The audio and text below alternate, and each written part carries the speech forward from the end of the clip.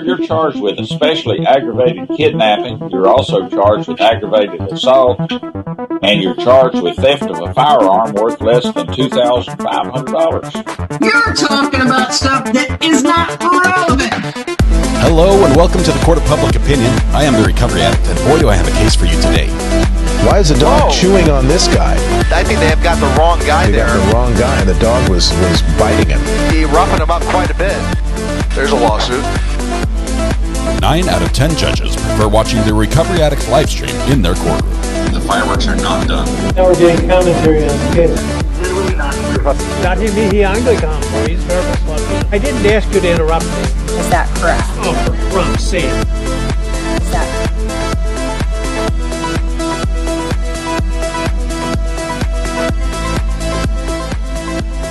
Good afternoon. Welcome back to the Court of Public Opinion. I am the Recovery Addict. Welcome, welcome. We have bailed on the old trial. Let's see. And we have first in chat. Let me get a slide set up right. Hang on a second. Chat right here. Let's see who won. Live chat.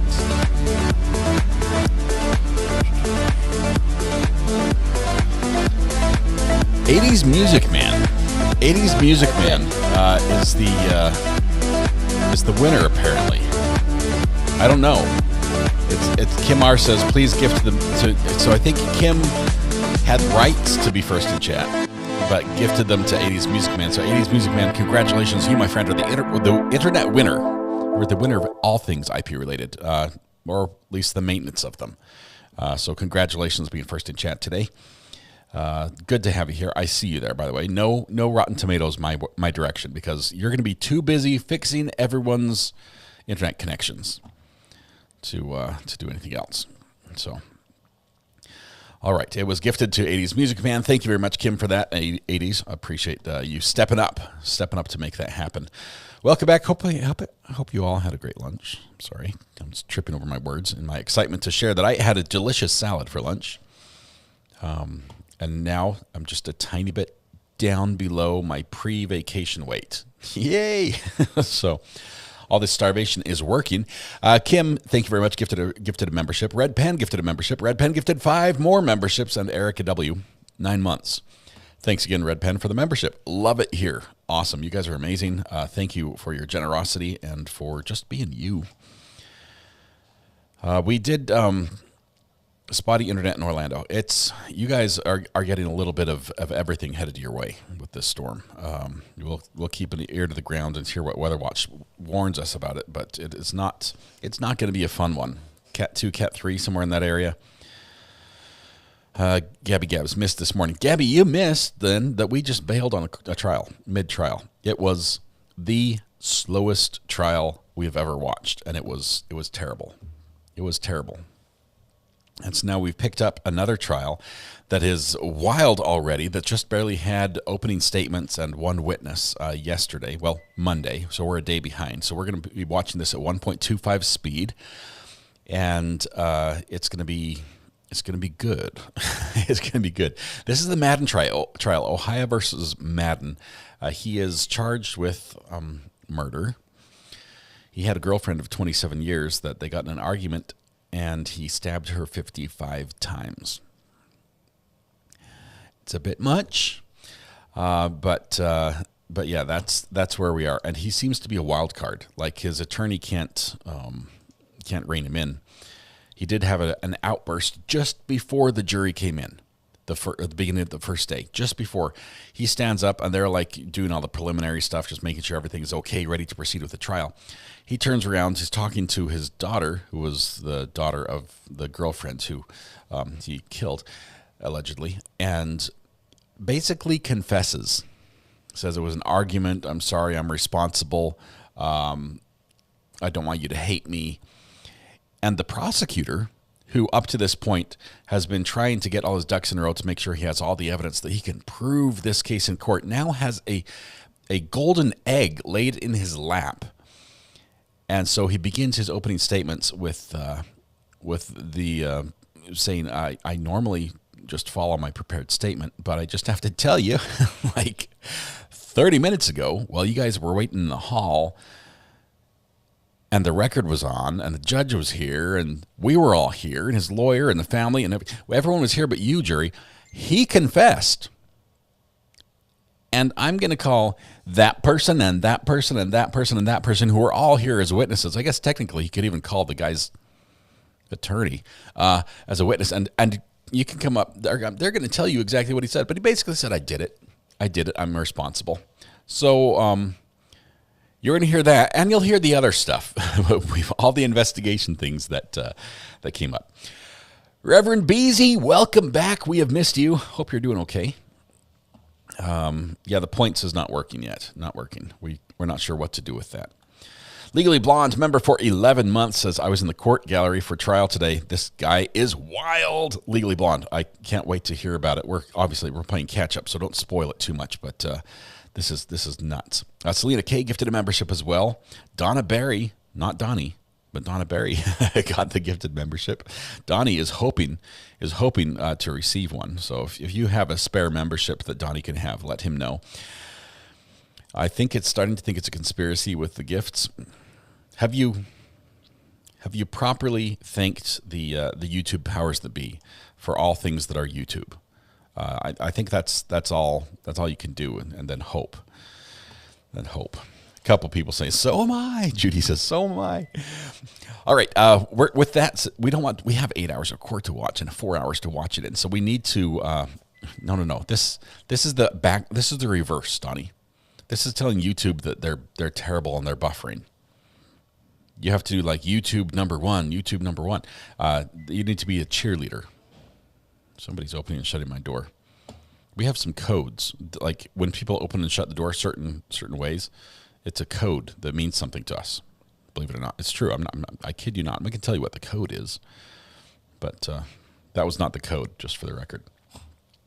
Kel gifted a membership. Thank you very much, Kel. Susie H gifted 5 memberships. Thank you. Donnie, make sure your gift setting's on, Donnie. I can do nothing for you if you haven't got that little switch moved to the right. Slider moves to the right. Anyway, let's get started with trial as we start off day 2. We're on day 3. I realize we're a little bit behind. We're playing catch up. Let's see if we can see where we're at. Here we go. All right. Thank you to those who attempted to hit Donnie with a gift. It'll happen. The state versus MADDEN. The jurors are not present. Mr. Burris, Mr. Hahn, Squeegee of Justice are present on behalf of the state, and Hello. Mr. MADDEN is present with his counsel, Mr. Wilder. Before the jurors come in, is there anything for the record on behalf of the state? Yes, Your Honor. I believe that the court inquired of the parties to ask our witnesses whether they wish to be filmed or to be filmed or not. Our next witness, Detective Catherine Johnson, is okay with being filmed. However, there are 4 utility workers: Brian Short, Tyler Nath, Stanley Brock, and Rick Riestenberg, that do not wish to be on camera. So I would ask that the camera operator comply with those requests. We will allow the sound to be recorded, but not their video images to be displayed. Anything else before we bring the jurors in, Mr. Wilder? Fala. Separation witness order. That continues to be in effect, so anyone other than the victim's representative or Detective Horton that intends to testify must not be in the courtroom. My sensitive ears. What are you guys doing over there? Thank you for the gifted memberships one more time. Falah gifted 5 memberships and hit Judy K. Congratulations, Judy. Also, we have Haley's Comet, member for 13 months. Whoop, whoop. Hi, R.A. Hello to yourself, Haley's Comet. Congrats to the new members.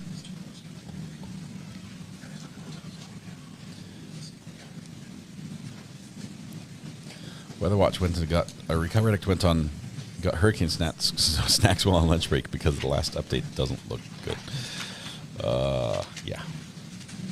Stay safe out there, Josh. I know you're in the eye of the storm, or you will be here soon. Regina, thank you for the gifted membership. Congratulations, Amber. I'm hoping the static goes away. It's got to stop. Good morning, ladies and gentlemen. Does anyone have any violations of the court's recess instructions that they need to report? That's one way to Then we'll put it. continue with our case. The state may call its next witness. Yes, Your Honor. The state line would call on Detective Catherine Johnson. So the detective, Catherine Johnson, is okay with showing her face. The 4 utility workers, which will probably be very quick witnesses, probably the gas company guys that showed up at the house to check and said, yeah, there's probably your furnace. They are not the murderers, according to the state, and they also don't want their faces shown on. And so the judge is going to oblige. I guess we don't see feet here because the witnesses actually sit in a witness box instead of just in the center of the courtroom. Okay, day 3 is only a half day. All right, we're going to catch up tomorrow then. We'll be caught up tomorrow. I like the color of her suit. Thank you, Larry. I wish I had something that matched that. Good morning, Detective. Please state your name for the record. That looks good. That looks really good. Catherine Johnson, Katherine Johnsson. And where are you currently employed? City of Hamilton. Okay. And what is your current job assignment, your current job duties with the City of Hamilton? I'm a detective. What does it mean to be a detective with the City of Hamilton Police Department? We receive reports and solve crimes in the city that residents would have complained about. We kick butt and take names. That's what she says. Thank you for bringing that to our attention. Detective, if you would speak into that microphone, maybe that'll help. Yes. And if it doesn't help, let me know. Okay. I apologize. Once you're Ooh. Sorry about that. Now we can hear. Okay. All right, tell us what your job duties are being a detective with the City of Hamilton Police Department. Okay, I'm a detective, as I said, and I speak to residents every single day trying to solve crimes that they have reported has happened to them. And what sort of crimes are you currently investigating? Do you currently investigate? Currently, I work on really everything, but mostly child crimes. So sex abuse, any kind of child abuse. Okay. And then I want to direct your attention back to October 11th of 2022. Were you working for the City of Hamilton Police Department then? Yes. And what was your job assignment at that point with the City of Hamilton Police Department? I was a patrol officer. And what does it mean to be a patrol officer? I respond to calls that come in through 911 dispatch. And how long have you been a police officer with the City of Hamilton Police Department? 9 years. Now, I want to directing your attention back to October 11th of 2022. Did you have an opportunity to respond to 1270 Parish Avenue? Yes. Is that located in the City of Hamilton, Butler County, Ohio? Yes. And who was the first one to arrive at the scene that particular day? I was. Okay. And do you recall about what time that you arrived at 1270 Parish? It was in the afternoon. It would have been before 2 p.m. because shift hasn't changed yet. Okay. I said it was a little after 12 o'clock. That's not about right? Yes. If I may approach the witness, Your Honor. Okay. Mr. Ryan, I'm going to come and share with you. It's something about walking over there. It's when he walks over there, he interrupts. It causes static. I don't know what it is. You may. All right, Detective, I'm going to ask you to look at State's Exhibits 4 and 6 when you have an opportunity. State's Exhibits 4 and 6. The entrance to the address. Okay, the 1270 Parish Avenue? Yes. This photo truly, fairly, and accurately depict what that residence looked like on October 11th, 2022, when you first responded? Yes. Your Honor, I would ask that 4 and 6 be admitted and permission published. Any objection, Mr. Wilder? No objection. All right, they'll be admitted and they may be published. 4 should be up on the screen right now. Or I put it on here anyway. I need to know what we're going to count in this trial as well. I don't know, is the power on? Because it's not on. Oh, sorry. Any suggestions for what to count? Maybe those who might have cheated and peeked ahead a little bit.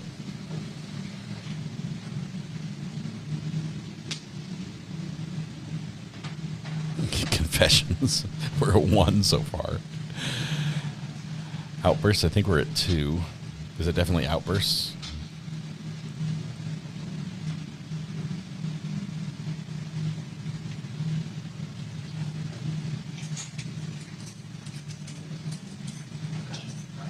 Looks like we're having a bit of a technical difficulty, so I apologize for the delay.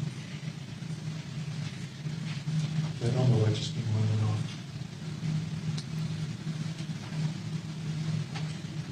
We need an Elmo representative to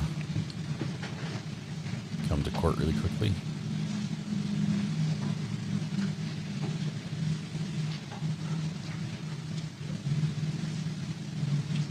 There we go. There we go. Right. And Detective, what are we looking at here in State's Exhibit 4? This is the front entrance of the house. The stairs come all the way down to the sidewalk. It's kind of steep. Okay. And then State's Exhibit 6. What we're looking at here, Detective? That's the front entrance, the front door as you get to the top step. Okay. And are these the steps that you would have gone up when you arrived at the scene and entered the house? Yes. Right. So when you get to the scene, if you would tell us what happens when you arrive at the residence. Kind of take us through step by step. What did you do? Okay. I go up the stairs. The neighbor was waving me to the house. When I get to the top of the stairs, I see, and to the front entrance rather, I see the defendant on top of the victim doing chest compressions. Was the EMS arriving around this time? I'm sorry, repeat? Was the EMS arriving around this time? Yes. Okay. All right, so you see the individual that you see giving chest compressions, you see that individual in court today? Yes. Would please point to him and explain to ladies and gentlemen of the jury what it is he's wearing? It would be the defendant in the blue collared shirt. Your Honor, that's a record reflect witnesses identified the defendant Toby Mann. The record will say reflect. What happens when you get to the top of the steps and see the defendant giving the deceased chest compressions?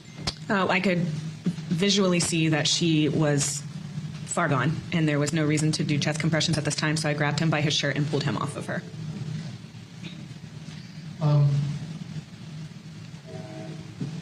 What were you seeing that made you believe that she was on? We should count trains. Multiple stabs. That's the third train we've. Approach, please. I think we should count trains. It's a very unique thing. We hear horns from the train constantly. Like maybe each individual whistle, like toot, toot, toot. That would be 3. That's 3 toots. Train toots. Let's do a toot tracker. You up for a toot tracker? I guess that could look bad. We might have some non-train toots as well. Okay, I saw multiple stab wounds across her entire stomach and arms. There was a lot of blood. Her skin was very pale.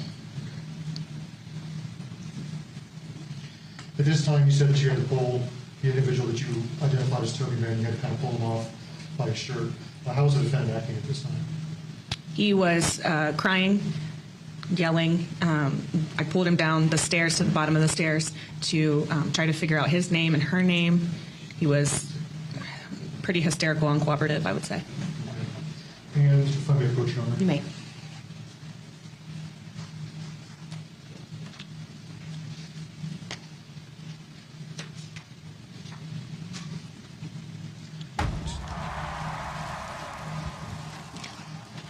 I'm going to show defense counsel what is marked. There's cheering. That was from my computer. I'm sorry.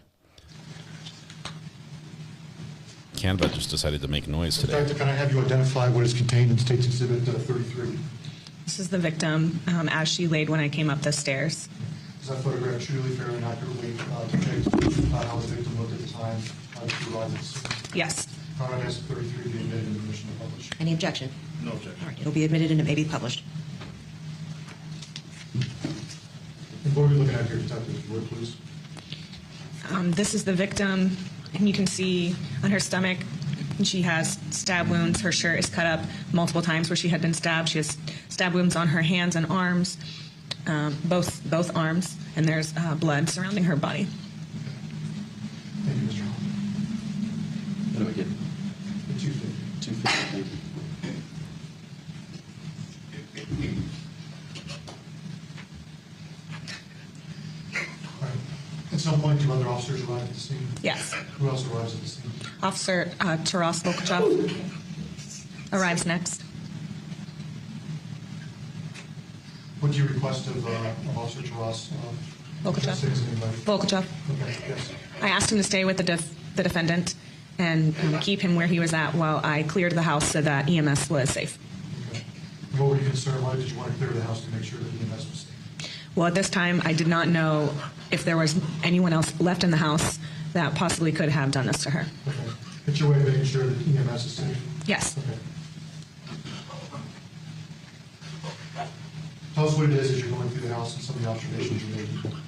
When I entered first, the paramedics and firefighters had asked me to unplug a heater that was in the living room there.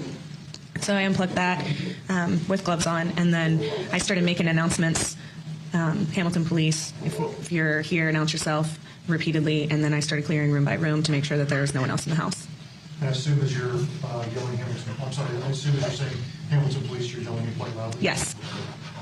And why are you doing that? To give, if there was anyone in the house, to give them the opportunity to come out and not surprise me and possibly have anything else happen. Did you find anybody else in the house as you went through? No. And if you would, can you generally describe kind of the layout of the house, the different rooms that you looked into? Sure. So it was kind of in disarray. I believe they had just moved in. There was belongings everywhere. The first room you enter is the living room. That's where she was. And to the left was like a dining room and kitchen area. There's a small hallway with bedrooms off to the side and a bathroom off to the side. Then as you go straight down the hallway, it takes you to the back door, which was locked, and then there's stairs that go down into the basement. And I searched down there as well. Okay, Detective, if you would, if I can ask you to thumb through and go to State's Exhibits 45, 46, and 47.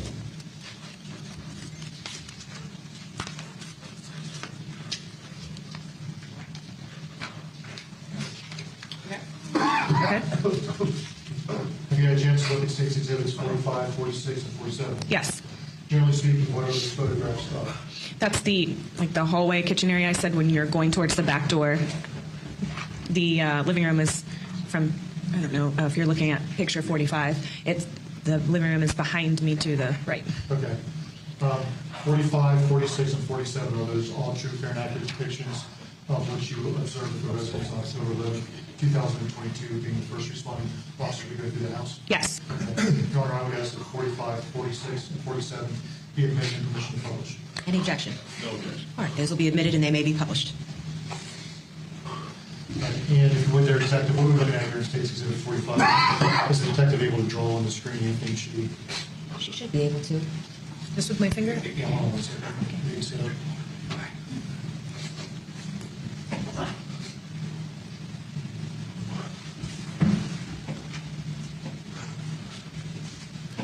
The defendant is having a lot of trouble emotionally dealing with the testimony that's being given here. Do we have a pointer or a laser that she can use? I think the state would say arguably he probably didn't have this much trouble with 55 stabbings. Okay. The other jewels. We'll count for you. You don't worry. Just ignore the toots.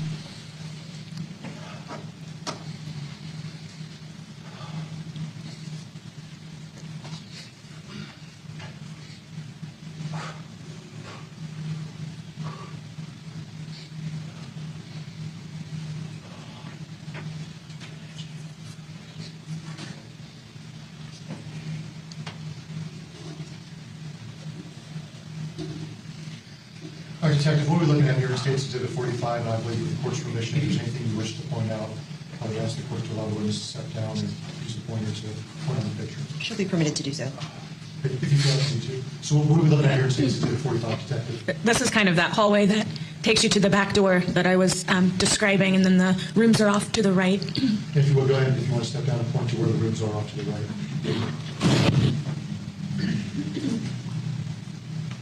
So there's rooms over here, there's bathroom. Well, she has a pointer stick. There's the bedroom right here. Okay. Thank you, Detective. And then State's Exhibit 46. Ricky, half hour before court started, he admitted to it in court. This is the back door, and you can see that it's locked by the deadbolts. And is there an item that's pushed up against the door? Yes. And if you can point to the item that you saw pushed up against the door. Okay. And then State's Exhibit 47. Is that kind of close up of what it is that you saw? Yes, it's the deadbolt here, and then it's locked.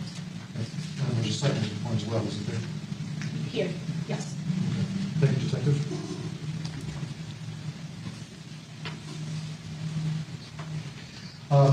Obviously, during the sweep of the house, did you notice, was there a downstairs to this residence? Yes, there was a basement. Okay.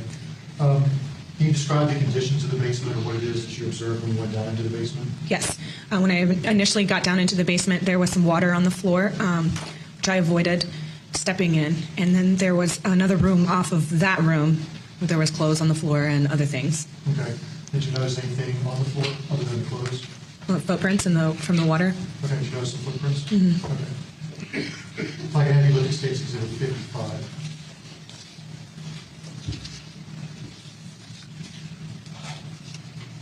Actually, I'll go ahead and ask you to go ahead and look at 55 and 57.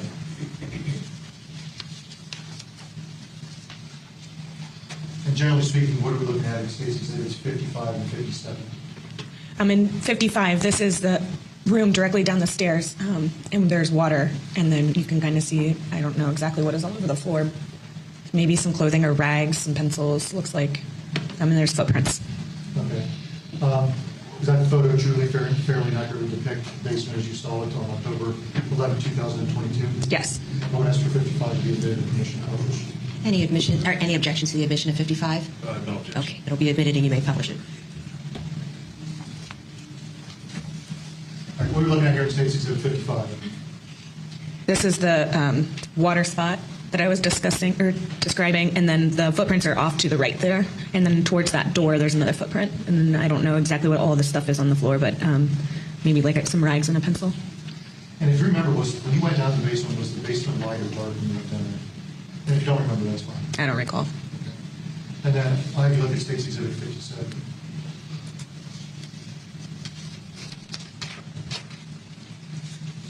This is the room off of this room, the next picture. I guess where the furnace and paint and other footprints are on the dry concrete. And the footprints that you saw, that there are 55 of those, what footprints you saw? Yes. Okay. And then I asked for, is 57 truly fairly and accurately depict the basement as you saw it on October 11, 2022? Yes. All right, as 57 be admitted and permission, 57 be admitted and permission to publish. Any objection? No objection. Okay, it'll be admitted and you may publish it. And what are we looking at here in State's Exhibit 57, Detective? This is that other room. It's dry concrete, and you can see some wet footprints in there.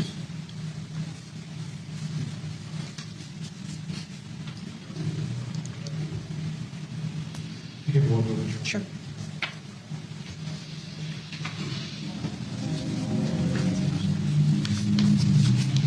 Another question, John. Thank you. Cross-examination? Good trains.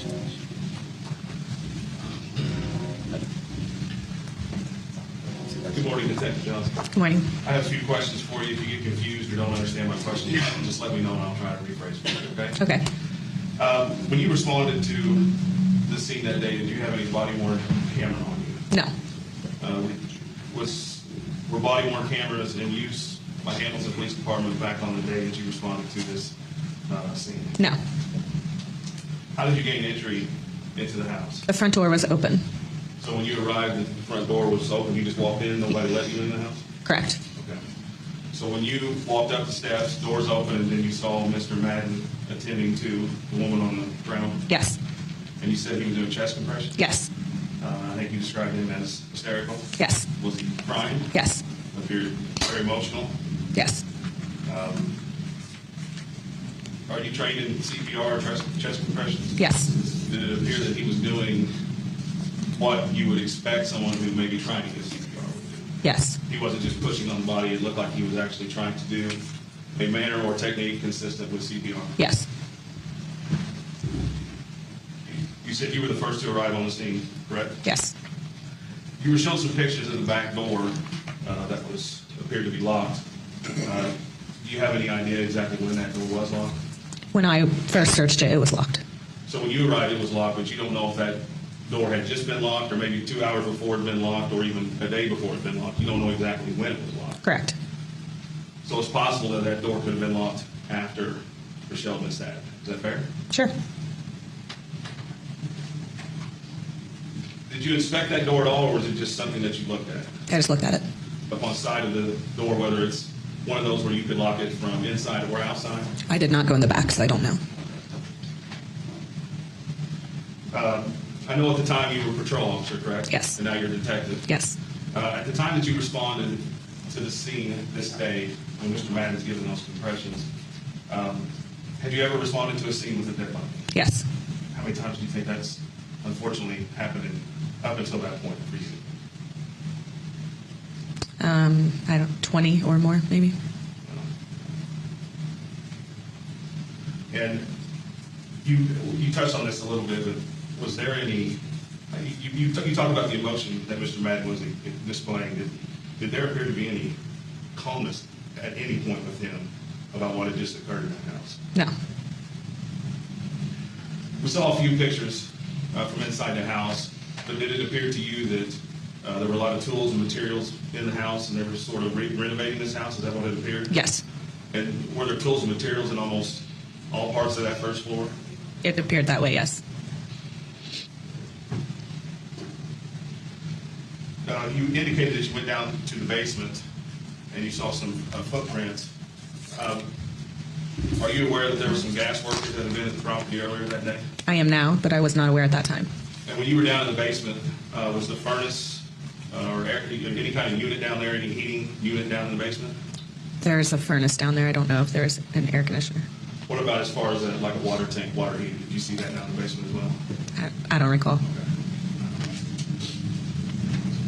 In the basement, did you notice that there were a lot of clothes laying on the floor? There were clothes, yes. And not, and in a manner not trying to, and not folded, is that fair? Correct, yes, a pile, yes. And when we're saying piles, there were several shirts, several just pieces of clothing, correct? Yes. It wasn't just one piece of clothing, it was a bunch. Correct.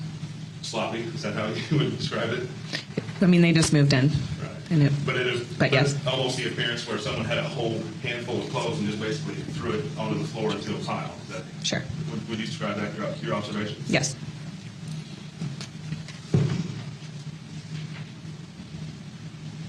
Judge, that's all I have. All right, thank you. Any redirect? I redirect, Your Honor. Okay. Thank you, Detective. You may step down. Thank you. Right now, possibly first of 4 utility workers. And they do not next want witness, please. to be shown. Steve, call Rick Riestenberg.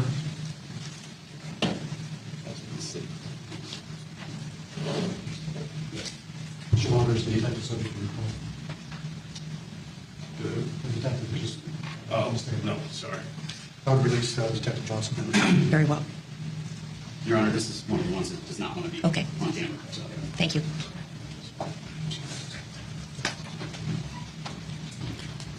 So we get to watch the seal.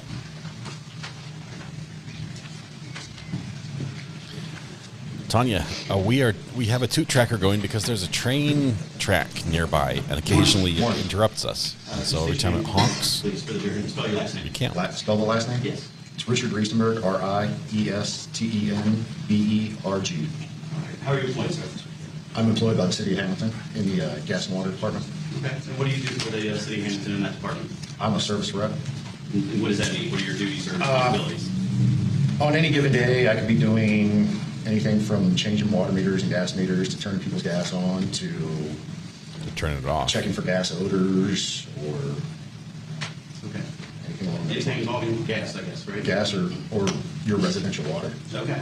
All right. And how long have you been in that position? In this position, probably 8 or 9 years, Okay. How long have you been with the city overall? 14 and a half. All right. Excuse me. I'm going to draw your attention back to October 11th of 2022. Okay. Did you take part in a service appointment at 1270 Parish Avenue? I do. When you go out to a residence to provide a service or perform service, is there any type of documentation that you have for an appointment? We generally will get a work order to go out and perform X, Y, Z service. At that time, we do whatever is requested or along those lines, and then we fill out our work order. And Okay.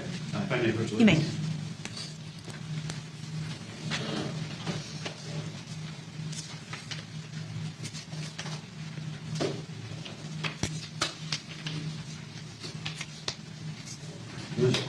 This is 208. Yes, thank you. I'm going to show you. Get that out of the way so you don't split the camera.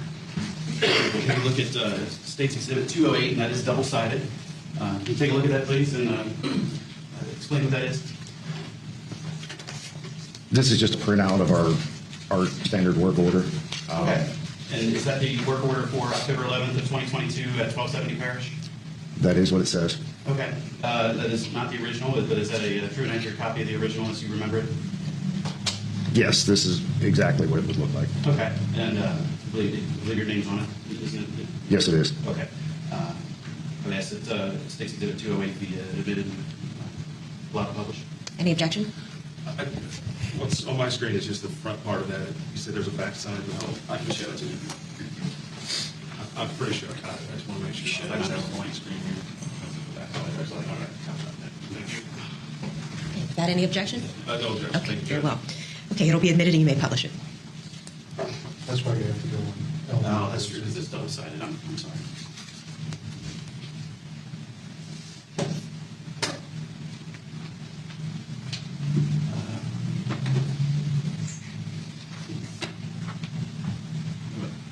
Break this down. Make it.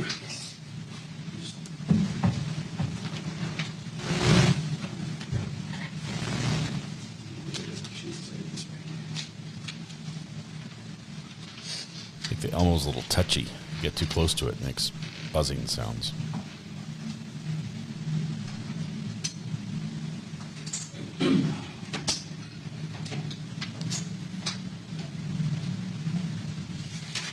Sir, please quit caressing the Elmo. Thank you. All right, Mr. Riesenberg, can you see that from where you're sitting? I can. It's right here as well. Oh, you have, okay. This is the front page, correct? Or the front of the document? Yes. Okay. Can you just please explain to the jury what this is? This would come to me, and it was sent to me that said it needed to have a gas leak survey, which would be where the gas had been turned off for more than a year, so everything inside has to be checked to make sure of the integrity of the system, and that it required an air test, which my coworkers would perform from the meter itself out to the curb. Okay. Where they just pressurize the line and wait, I believe, 10 minutes at that time. And okay. And then, so there were, how many of you went there that day from the city of Hamilton Utilities? 4 total. Okay. And did you all ride one car? No. Okay. I believe they came in one vehicle and I came in separately. Okay. And why is that you go separately? Because I was doing other things. Those 3 were on a specific crew themselves, and I generally work by myself. Because I'm the boss. And on the document there in the comments section, or on this document, what time was the appointment? The appointment was at 8 o'clock in the morning. Oh, on October 11th? Yes. Okay. And who does it say in the comments section that your contact is? The contact is Rochelle, I believe. Okay. That's how that name's pronounced. All right. And then actually, did you ever see Rochelle that day, or did you go into the house? I personally did not go in the house because at that present moment, the other 3 guys needed to do their portion of the job before my portion of the job would have even been necessary. So generally speaking, I try to limit the amount of people that go in. I mean, it's 8 o'clock in the morning. You don't need a whole bunch of people traipsing through a house on a general circumstance. So I waited outside to make sure if they had any questions about anything or if I was needed for anything. Otherwise, I didn't go in. Okay. So when they perform, it's just explain it a little bit where they perform the test. Correct. And then if they had passed, what would you have done? If it would have passed, I would have gone in and turned on the gas, relit a water heater or furnace, or sometimes some of the old stoves need relit, make sure everything was running and functioning properly, and then I would have left. Okay. And did you ever see Rochelle at all when they went into the house from where you were out of the street? I believe I saw a woman and a dog that answered the door when the other guys went up there. Okay. Do you remember what kind of dog it was, or what? I don't remember what kind of dog exactly. It was a large dog, but from the sidewalk, all I recall seeing was a woman and a dog. Okay. And so you said you never went inside. So in the comments section at the bottom of the State's Exhibit 208, what is the reason that you didn't go inside? The reason we didn't go inside was because the furnace needed replaced. I didn't go inside was because the other gentleman said the gas line from the curb to the inside of the house, it passed its test. But inside the house, the furnace wasn't safe to turn on. Therefore, the gas couldn't be turned on because the integrity of the inside system was not established. Okay. And is that what it indicates there on the front side there in the comments section? Yes. That the water heater is missing the knob, so that wouldn't be turned on, and the furnace is going to be replaced. So we left the gas off at the meter until those repairs were made. Okay. And what time is that where you entered that by your name there? That is at 8:19 in the morning. Okay. And flip this over here on that. And just, can you please just describe the backside of the State's Exhibit 208? This would be the order that the other gentleman used to basically do their air test. This is what would have been sent to them stating that somebody's requested that the air test be performed on their gas service. Okay, and is it fair to say that this is basically saying the same thing, that they couldn't perform the service? This one states that they did renew, or they did perform their gas test from the curb to the house, and that it passed, but that it was still left off the meter because repairs need to be made inside. Okay, all right, very good. Did you see all three of your coworkers come out of the house? Yes, I did. Okay, and did they inform you what had happened inside? Yes. And did you leave at that time, or? They got in their vehicle to go off to do another job of some sort. I filled out my portion, the work order that the Exhibit 2A, the other side of the sheet, and then I proceeded to drive off. I think that's all the questions. All right, thank you. Okay, cross-examination. Those scales of justice look a little bit off balance to you.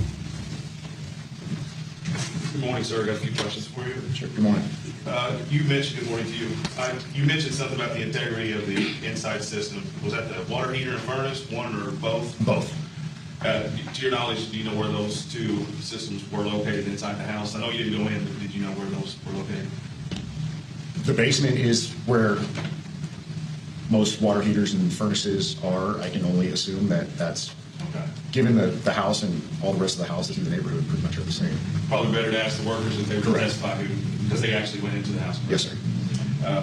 Did you said you saw a woman and a large dog. Did you ever see the gentleman sitting over here at this table with blue shirt on, Mr. Matt? Did you ever see him at any point during your time out there? I did not. Did you hear anything? Did you hear anybody shouting or arguing at all from where you were? I did not. Did the workers report anything unusual about arguments between Mr. Madden and the woman inside? Nothing was conveyed to me. All right. That's all I have. Okay, thank you. Any redirect? No, Your Honor. Thank you. Right, thank you, sir. You may sit down. If there's something out of balance or not straight, you can count on me to call it out. Okay, your next witness, please. Statement called Tyler Nafe. Tyler also does not want his face shown. Again, this is another request. Okay. So this witness is also requested not to be filmed. Thank you.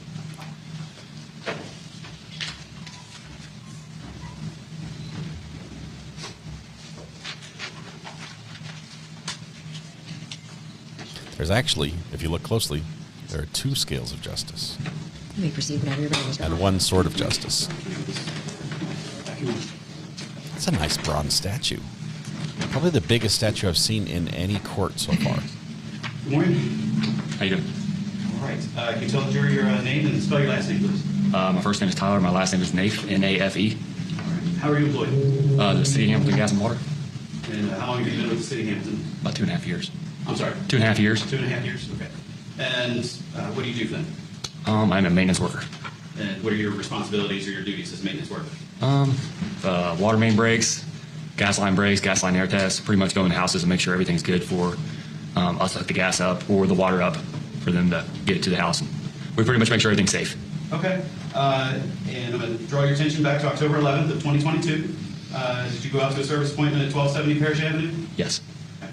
And do you remember what time that appointment was? The appointment's for 8 o'clock. Okay. Did you arrive on time? Yes. Did you go in a vehicle or a City of Hamilton vehicle with other coworkers? Yes, I rode with crew leader. I'm sorry? Yeah, I rode with the crew leader in the crew leader truck, Shorty. Okay. Yeah. You say the crew here, you mean people outside? Yeah, yeah, Right now? Okay. yeah. All right. And did you all three go up to the house together? Yes. And do you remember who answered the door? A woman. Woman answered the door? Yeah. Okay. Did you notice any animals with her? Yeah, she had a dog. Okay. Do you remember, I'm not saying the breed exactly, but do you remember, can you describe the dog you saw? A big dog. Big dog. Like a, yeah, big, Okay. like she had hold of it for good reason. Okay. Yeah, it's a big dog. All right. And did you go in the house? Yes. All right. Did you see anyone else in the house besides the woman that answered the door? Yes. Who did you see in the house? I'm not sure who it was. Okay. Where was that person? So we walked in the door and then took a left and started walking kind of through maybe like a doorway area, and someone was sitting in a recliner on the left-hand side. Okay. Kind of laying down. Were they asleep, awake? Did they interact with you? Kind of in and out. One of the guys said what's up to him. Approach, please. Objection. It was hearsay. It was clearly objection for hearsay. And the judge has some approach for everything. Okay, so that's an indicator of how this trial is going to go. One of the guys said, objection. The guy said, what's up? What's up? Objection. All right, that's our defendant. He is sitting in a throne of a chair. Yes, I'm a little bit jealous. That is not pleather. I think that is actual leather. It is a very, very nice chair. It's a very nice courtroom altogether. All right, can make me green by one button. I wish. I can't. I could make you blue, but I'm not going to do that, Donnie. I'm not going to do that to you. Very well, Not for you, to you. If you're blue, you can't chat very much. Did you see the person I think I asked you if they were asleep or awake, and you said they were kind of in and out. Kind of in and out, yeah. It looked like maybe they were just waking up. Okay. Did they interact with you at all? Not me personally, no. Okay. And did the female that answered the door, did she show you guys the way to where I assume you needed to see the furnace or the water heater? We actually needed to see the gas meter because we had to pressure test that to make sure there was no leaks, make sure it was safe inside the house and going outside of the house. That way we could pressurize the line to get them gas. Okay. If the gas wasn't on. And did she show you the way to get downstairs to where that was? Or If I remember right, I think she kind of pointed, because she had the dog. She was not letting go of that dog. So she kind of pointed like, hey, it's right around that corner there. Hey, you should be glad that she was not letting go of that dog. Did you go into the basement then? Yes. Did you perform the service? Yes. Okay. And were you then, did it pass the test that you performed? No, it failed. And why is that? There, if I'm not mistaken, there was a leak on the inside lines. So their inside lines failed. I think our lines failed also. I can't remember exactly. But there was also an issue with the furnace. Like it wasn't vented properly. I think there was some stuff missing, maybe some tape and stuff like that. So we couldn't turn it on safely. Okay. And then you came back upstairs, correct? Yep. All right. Was that male person that you saw, was he still in the same spot? Yes. Still in the chair? Yes. Okay. And so you went through the front door and then to the left and then downstairs, correct? Yes. Okay. Through the kitchen. I'm sorry? Through the kitchen. Okay. Yeah. All right. There's a door. Seemed like the house is being renovated? Yeah. Everything was kind of being remodeled, it looked like, sort of. Okay. And was there any furniture that was like overturned or any signs of struggle to you? No. Was it you or one of your coworkers that informed her, the female, that you couldn't hook up the gas, I guess, or lack of better? That was Brian Short, crew leader. Okay, all right. Did you then, I guess you guys went back out to your car and left? Yes. And when you left there, was that the female that you saw holding the dog, she was alive? Yeah, she was fine. Okay. 1 second.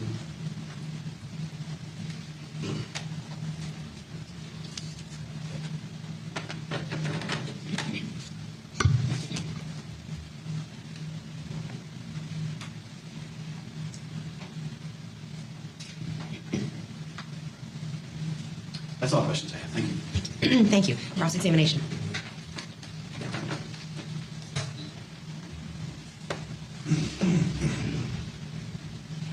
Morning, sir. Hello. You said that you, at some point when you were out at this residence, you yourself went to the basement. Yes. Were you the only one, or did the other two go down there as well? The other two went with me. Okay. So there was a grand total of 3 service workers, so to speak, that went down to the basement to check on these systems. And 2 maintenance workers and a crew leader. And what were the systems you were checking in the basement? What were they? So pretty much you have gas pipe that comes in the house that meets up to a meter, and then after the meter, it runs to the rest of the house to feed the rest of the house appliances gas, whether that be a stove, furnace, water heater, stuff like that. Okay. And we were pretty much checking to make sure that those lines didn't have any leaks in them, because once the gas is turned off, you have to do a pressure test, and that's since a couple things have changed, but you do like 10 pounds for 10 minutes, and that ended up actually failing the test. When you were down in the basement, did it appear messy? Not that I can remember. Do you remember there being like clothes just thrown on the floor down there? Is that something you recall? No, I know it's been 2 years. It's been a long time. Not that I can remember, so I can't recall if there's. Fair. You said you saw, when you went in, you saw this guy laying in a recliner. Mm-hmm. Did you speak to him at all? I did not. Did the person in the chair appear angry or upset in any way? No, they seemed sleepy. They kind of came in and out. Or would you describe it as calm and docile, just not doing much? Kind of just in and out, not very awake, just kind of waking up, sort of like they were just waking up from. Did you observe any interaction between the woman who had the dog, who called for the service, and the gentleman in the recliner? Did you observe any kind of interaction between the two of them? No. Did they have any kind of interaction with her? I mean, you didn't observe any. I don't want to assume that means you didn't see anything. But Personally, I did not see any. okay. How long were you at the residence that morning? Grand total, I was probably there for about 20 minutes, inside the house for 15. All right, so you were from the time Ish. of arrival. Oh, I'm sorry. Ish. That's right. Yeah. Got it. So from your time of arrival, going up, parking the vehicle, and then getting in the vehicle to leave, approximately what, 35, 45 minutes ish, kind of thing. Yeah, maybe. Yeah, 25 minutes or somewhere around there. Yeah. Not very long. You weren't there for more than that. No. Okay.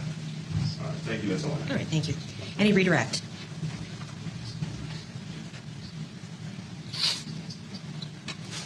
No, Your Honor. I'm sorry. All right, thank you, sir. You may step down.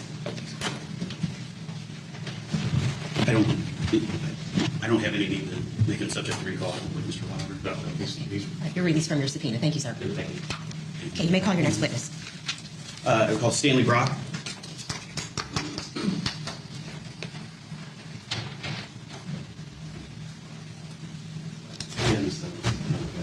Stanley does not want to be filmed either. Like to be on camera here, so. Stanley Brock.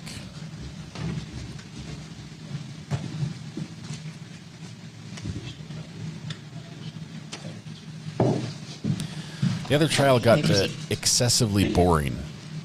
Good morning. Good morning. Can you tell everybody your name, please, and then spell your last name? Stanley Brock, B-R-O-C-K. How are you employed? I work for the gas and water department, the city of Hamilton. How long have you been with the city? 5 years. And what are your duties and responsibilities? Gas and water maintenance. So, low man, dig ditches, do stuff like that. Okay. And were you were working on October 11th of 2022? Yep. All right. Do you remember going out to a scheduled service appointment at 1270 Parish Avenue? I do. And what time was that appointment? Approximately 8 in the morning. Okay. And you went with your coworker that just Tyler. out of here? Yep. Yes. And who else? Our crew leader called him Shorty. His name's Brian. Okay. And then Rick was on the job as well. All right. Do you remember if you arrived there on time? Yeah, we were right on time, obviously. We normally are, so we're right around 8 o'clock, yeah. Okay. You know, I believe the three of you rode together, correctly? Yes. Rick was the one that did not ride. He Correct. drove separately? Yeah, he does different job duties than we do. Okay. And do you remember going up to the door with your coworkers? I do, yeah. Okay. Do you remember Was who that answered Tommy? the door? The female answered the door, and I do recall she had a dog with her. Okay. Do you remember what, can you just describe the dog? I'm not asking you for the breed. Or There was a larger dog, a bulky dog. I remember saying, I hope she can hold on to that dog, because it was kind of barking a little bit. So. Okay. All right. And did you go inside? I did, yeah. Okay. Did you see anyone else inside besides the female and the dog? When I turned left to go to the basement, it's kind of just one track. I saw someone sitting in a chair, but I didn't see anything. Male or female? I couldn't tell you. I covered up. I just saw feet while I was walking by. I try to not look around too much and be nosy at people's places, so I just get to the point and go where I'm going. Fair enough. Yeah. Okay. Was that person in the chair, were they asleep or awake, or do you know? I don't know. I just saw their feet in the chair, so Didn't interact with them? Didn't interact. Didn't move when I went by. So. Okay. Yep. All right. And you guys went into the basement, correct? I did, yes. All right. And I know from prior testimonies, when I'm just going through it again and again, whatever test you performed that didn't work out, you couldn't turn the gas on, correct? Correct. They failed due to the furnace isn't hooked up correctly or something along the lines to where it's unsafe for gas to be put through the system. Okay. And how long would you say you guys were in the basement down there? 20 minutes at most, 15, 20 minutes. All right. Wouldn't be long. It didn't take long to realize, hey, this isn't going to work, so no need to be down there any longer. Okay. Go back up the same way that you came down? Same way I came up. And did you go, was the person in the chair still there? Still in the chair. Like I said, I didn't see anything. I just saw a person sitting in a chair, and I saw their feet, because that's the first thing I saw. Take a right and then go out the door. Okay. And where was the female that you saw that answered the door? If you were walking out, she'd be sitting on a couch that was right here. Mm-hmm. Yeah. She had a hold of the dog? She did. And did you or Shorty, your crew leader, did you talk to her, or did you? I said hello in passing, just coming through the front door, but I never spoke with her. I guess let me rephrase it. Did you explain to her what the problem was, or No, did I your did crew not. leader? No, I didn't explain anything. All right. And did it look like this house was being renovated or worked It on? did, yeah. It looked under construction, if you will. Okay. Yeah. You said there was she was sitting on a couch and Yeah, if you walked in the door, there was a couch like right there as I Okay. recall, and she was just sitting on that couch. And then was there some other furniture like cabinets or anything? Just nothing out of the norm, just normal stuff. It was more the kitchen that felt like it was being renovated and being worked on as you were coming through there. Any of the furniture in disarray or turned over like it looked like a struggle? No, not at all. And when you walked out and left there, was that female alive? Yes, she was. I think that's all the questions I have. All right, thank you. Cross-examination.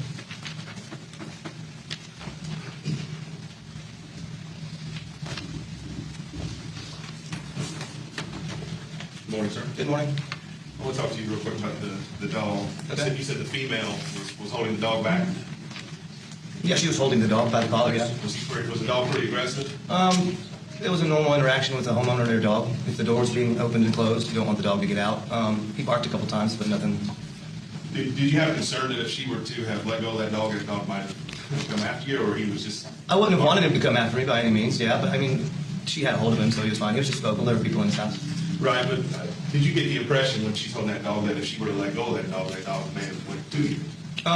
Possibly. It could have. I mean, I don't... tear It was looking you at us when we were walking through, but we were also walking by it, so... And I know you said this person that you saw in the chair, you can't even tell us if that's male or female, right? Mm-hmm. Yes? I can't tell you which. Sorry, we said it. Yeah.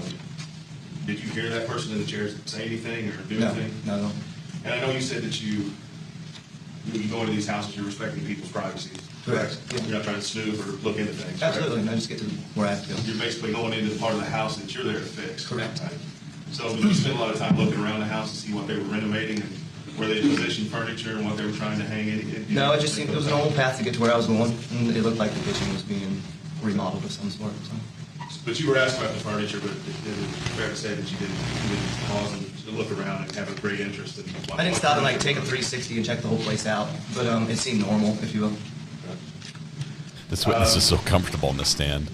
How much time do you think you spent in the presence of a woman who had the dog? Or was it just you passed her and that was it? Just in passing by, yeah. What was her demeanor like? Did she seem pleasant? Seemed fine, yeah. She didn't seem angry or upset? No. That's all I have. All right, thank you. Any redirect? No. Okay, thank you, sir. You may step down. Okay, thank you. We don't want him subject to recall on this. Correct, he's All right, you're released from your subpoena. Thank you. Next witness, please. Brian Short. Your Honor, while Mr. Hopkins gives this witness maybe a quick slide. Sure. Brian Short, I believe, also does not want to be filmed. The fourth of the utility guys.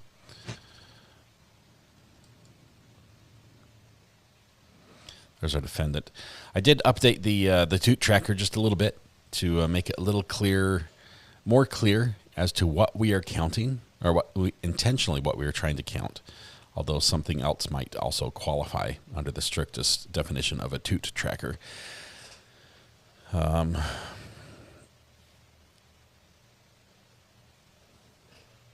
Camera just panned up because the witness just walked in front of him. Good work, cameraman. That's being observant. A lot of times that's a hard thing to do because your camera's on your right side. It's coming blind side. So that was awesome. Props to this cameraman. Brian Short. You may. Thank you. Good morning. Good morning. Can you tell everybody your name and spell your last name, please? Brian Short, that's H-O-R-T. And how are you employed, sir? To do the up and over. How long have you been with the city? 18 years. What's your title or your duties and responsibilities? I'm a crew leader. Okay. I take guys out and we work. Okay. And what department are you in for the city? Gas and water. Takes guys out. So gas and water, what does that mean you're being a crew leader? What are your extra responsibilities over what the other gentlemen here? I'm the boss. You're the boss. I'm the boss. And you're working on October 11th of 2022? Yeah. Okay.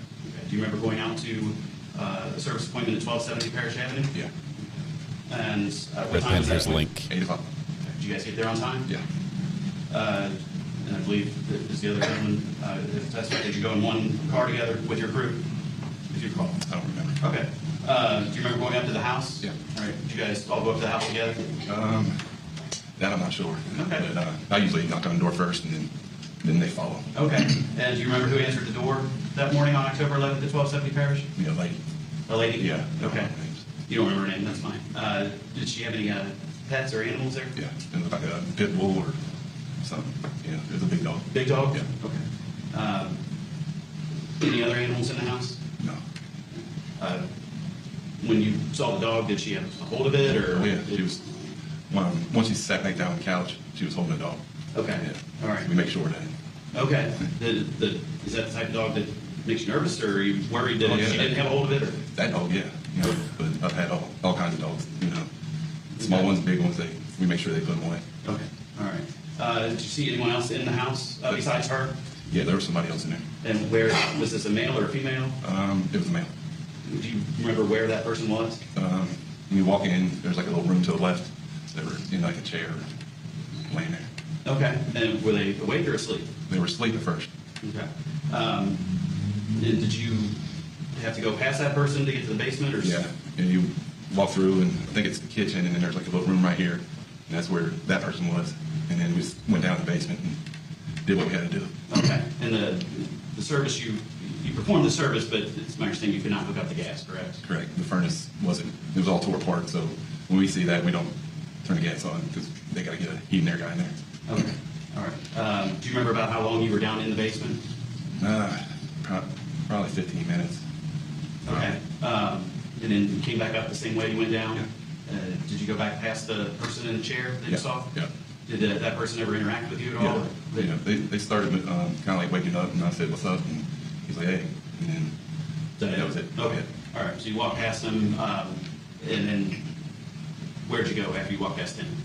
Once we were done, yeah, I went to the door because that dog, front door, okay. And then I let the lady know that everything passed, but we couldn't turn the gas on because the furnace wasn't right. Okay, so you explained the situation to her. Yeah. What was her reaction when you explained that situation to her? She looked over at the person in the other room and stared at him for probably 3 or 4 seconds. Okay. And then looked back at me and said, "We'll get it taken care of." Okay. So. All right. And was he still in that chair? Yeah. Okay. Did you notice, like, in the room where she was there any furniture that was overturned or disarray or sign of struggle to you? No. And when you left there, was that female alive? Yeah. I think that's all the questions I have. Very well. All right, cross-examination.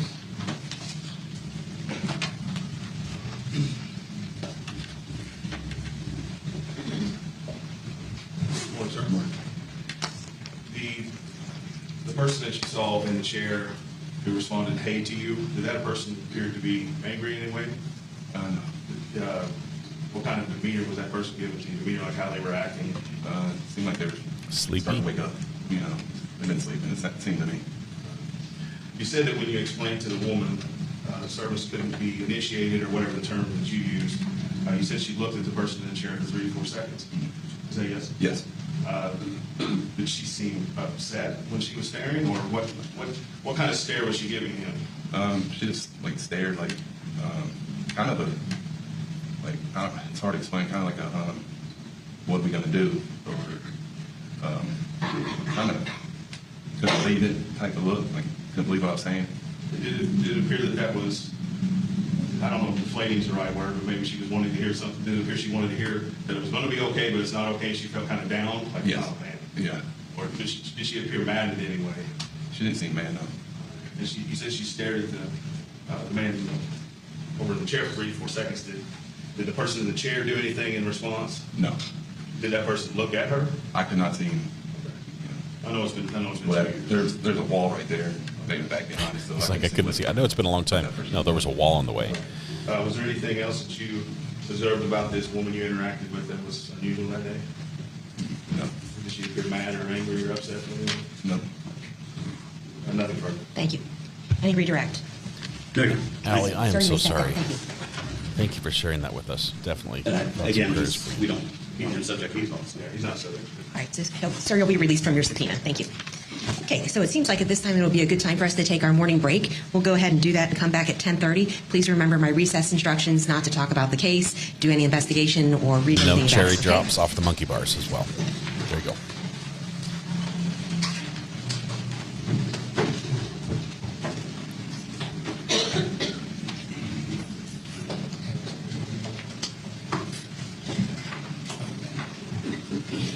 We luckily we're on catch up, so we can skip breaks. So Buckle up. You thought you were going to get a break. No, you are not. Let's just make sure there's nothing happening here.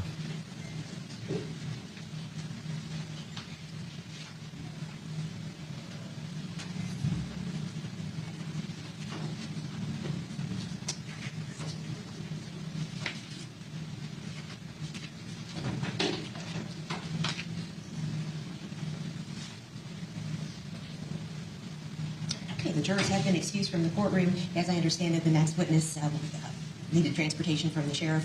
Sergeant, is that witness available to us at this time? Thank you. Okay, anything else before we take a recess? Hang on. She's here. But we have access to her, or with the bail, or somebody ask her if she wishes to be filmed or not in the court. Okay. You're asking everybody?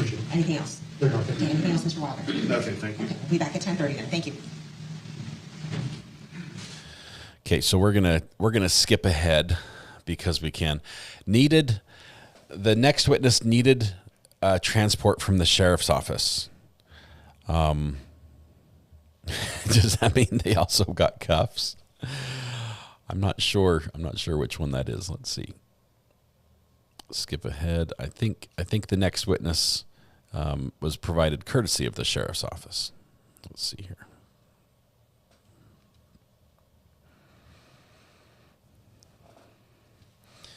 And they ask her if she's okay being filmed or not. All right.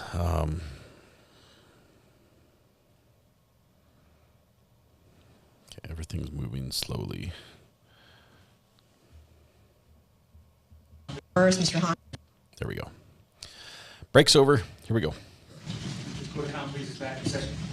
Okay, we're back on the record in State versus Madden without the jury being present. Mr. Burris, Mr. Hahn, and Detective Horton are present on behalf of the state of Ohio, and Mr. Wilder and Mr. Madden are also present. Before the jurors come in, is there anything on behalf of the state of Ohio? I don't believe so, Your Honor. Anything on behalf of the defendant? Nothing, Judge. Thank you. Okay, let's bring in the jurors.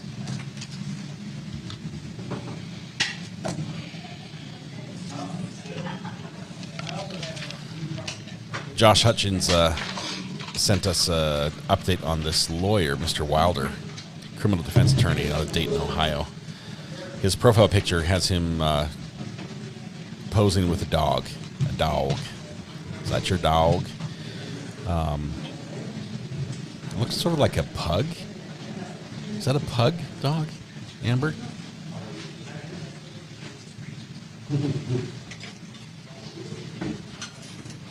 Mr. Wilder saved my reputation from a felony to a misdemeanor. Best criminal defense lawyer in Dayton. I was facing a felony and a violent misdemeanor Welcome charge. back, ladies and gentlemen. Mr. I Wilder have was to able tell you, I'm impressed. You've really got this lineup down early on in this case. Before we continue, do you have any violations of the court's recess instructions that you need to report? Okay. All right, the next witness, please. Steve, call Ann Mayers.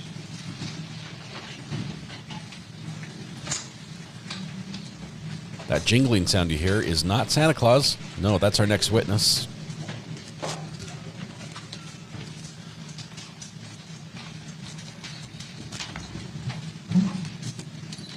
Custody of the sheriff's office.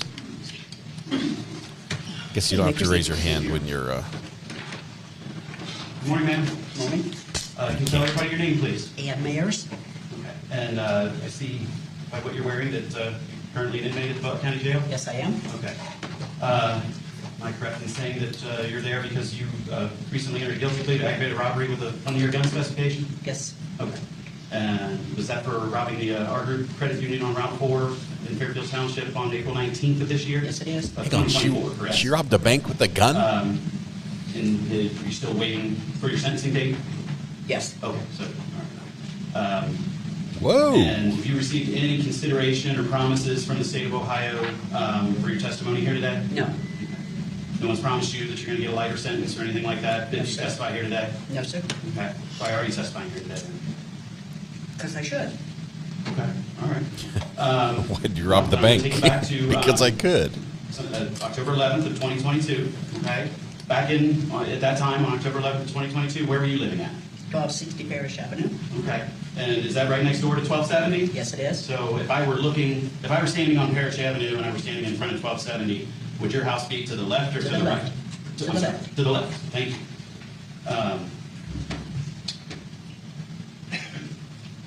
Now I'm going to show you what's been, You may. They're all about doing the right thing. 237.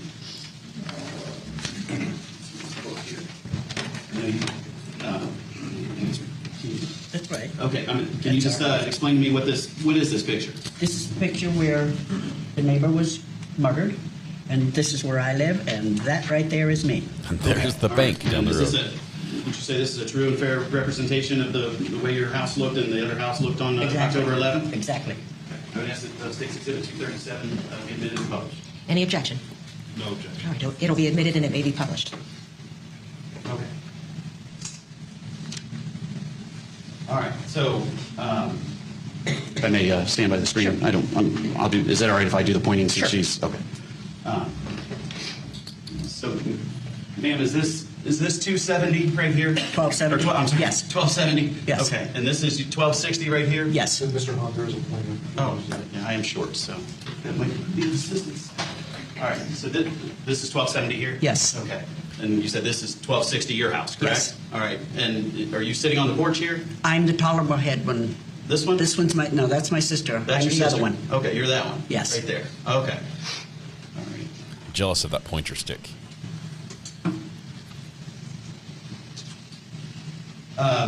And Never runs out of Your sister on batteries. the porch with you. Did you live with your sister? My sister lived with me. That was my house. That was your. I'm sorry. The answer is yes. And how long did you live at 1260? Well, I lived there since I was 5 years old. Okay. Until I moved away from home. Okay. And then you moved back at Well, some I point? moved back to take care of my parents. Okay. That's why we robbed the bank, and that's why we're here. Okay, I got the story now. We're good. When did your sister move in with you? Probably in 2019? 2019. Okay. Now, on October 11th, at that time, did you know the people that lived next door to you at 1270? I don't know when they moved in. There were so many people that moved in that house because it was a vacant home and it was a rental, and there were people and people and people, and then Rochelle and Toby. Okay, so you knew Rochelle and Toby? You knew who they were? Yeah. Okay. Do you see Toby in the courtroom today? Yes, I do. Sitting right there in the blue shirt. Let the record reflect you identify Mr. Madden. The record will so reflect.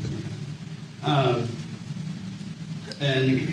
now, were you on your porch on the morning of, I know you were in this picture, but this is later in the afternoon. Were you on the morning of October 11th? Were you on your porch that Yes. morning? And Almost every morning. Almost every morning you're on your porch? What's your routine? What do you do? Well, Sissy's has raising her grandson. I'm sorry, Sissy is... Linda, That's your yes, my sister? sister, Okay. is raising her grandson. And we have him, and he, at that time, went to Crawfordwood School, which was down on the next block. And he would leave at 8:15, and we would try to be out there, drinking coffee and checking the phone, and Watching the so he neighbors. could wave to us every 5 or 6 steps by, like kid. And it was around 8:15. And he went to school, and I stayed on the porch drinking coffee, went in, got another cup, and my sister... Is this where you're talking about October 11th? Yes. Yeah, right, okay. My sister went in because she didn't feel good. And I stayed there and probably at least a couple hours. Okay. Drinking your coffee? Yeah. Okay. Looking at the phone. Okay. But so you said he goes to school at 8:15? He did then, yes. He did then, okay. Back in 22, right? Yeah. Obviously he's older now. And at some point that morning when you're on your porch, did you hear something out of the ordinary? I heard a scream. You heard a scream, okay. What direction? Where This direction. So you're pointing to your left, correct? Yes. Would that be towards 1270 then? Yes. All right. What time do you think you heard that? Well, before I went in, sometime after he left? Oh yeah. Okay. Hours, a couple hours. Okay, all right. Well, let me ask you this first. So how old are you right now? I'm 75. Okay, so you would have been 73. 73 on October 11th of 22. And do you have any hearing issues? Yes, I wear hearing aids. Okay. Here's a quick shot of her robbing the bank. Yes, I do. Okay, all right. Did you have your hearing aids in on that morning on October 11th? See, I don't remember Okay. if I had them in or not. Usually I wear them Okay. as soon as I get up, but if I'm just sitting on the porch, sometimes I don't wear them. So I can't say yes and I can't say no. Okay, all right, fair enough. What'd you think when you heard that scream? Well, I didn't know what it was. can I give an example? Sure. It was like you opened a door and something flew at you. It was just a, like that. Okay. Maybe 5-6 seconds. Okay. But there's so many little kids in our neighborhood that I didn't know if it was a kid. I mean, you don't call the police because you hear a scream. I mean, I don't. There'd be police in our neighborhood all the time. Okay. But that was what I heard. Okay. I mean, it was from this direction. You're pointing to your left? Yeah, again? to my left. Okay. It wasn't from over here. It was from over here. Towards Toby and Michelle's Yeah. house? Okay. Yeah. I have good friends. So you said, I think you said you went back inside? I did in a little while because I went in to fix breakfast. Okay. And then at some point, did you come back out? Yeah, all hell had broke loose. Okay. And what do you mean by that? Well, there were tons of policemen, big women, and Toby was running down the steps screaming, "She's dead, she's dead." There's 3 of them. There was 3 of them. Okay. And I didn't know. I never ever saw anybody until that moment come out of that house. Okay. That's all I saw and heard was a scream. Okay. All right. Can I have 1 second? You may.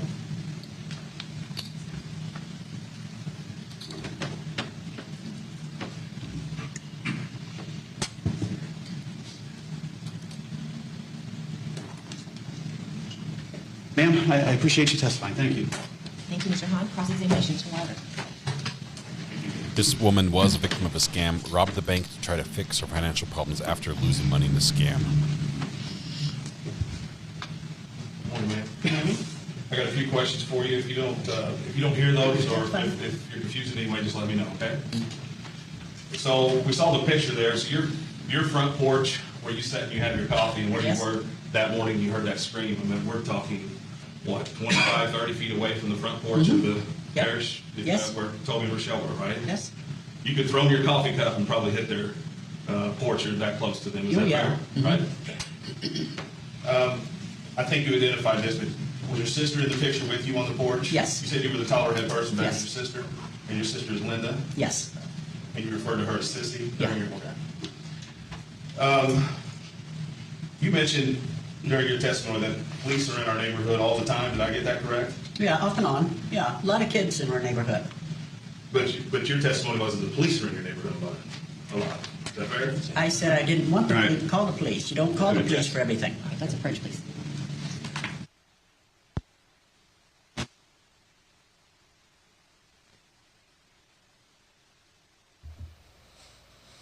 So, yeah, that wasn't actually a picture of her, a security camera of her robbing the credit union.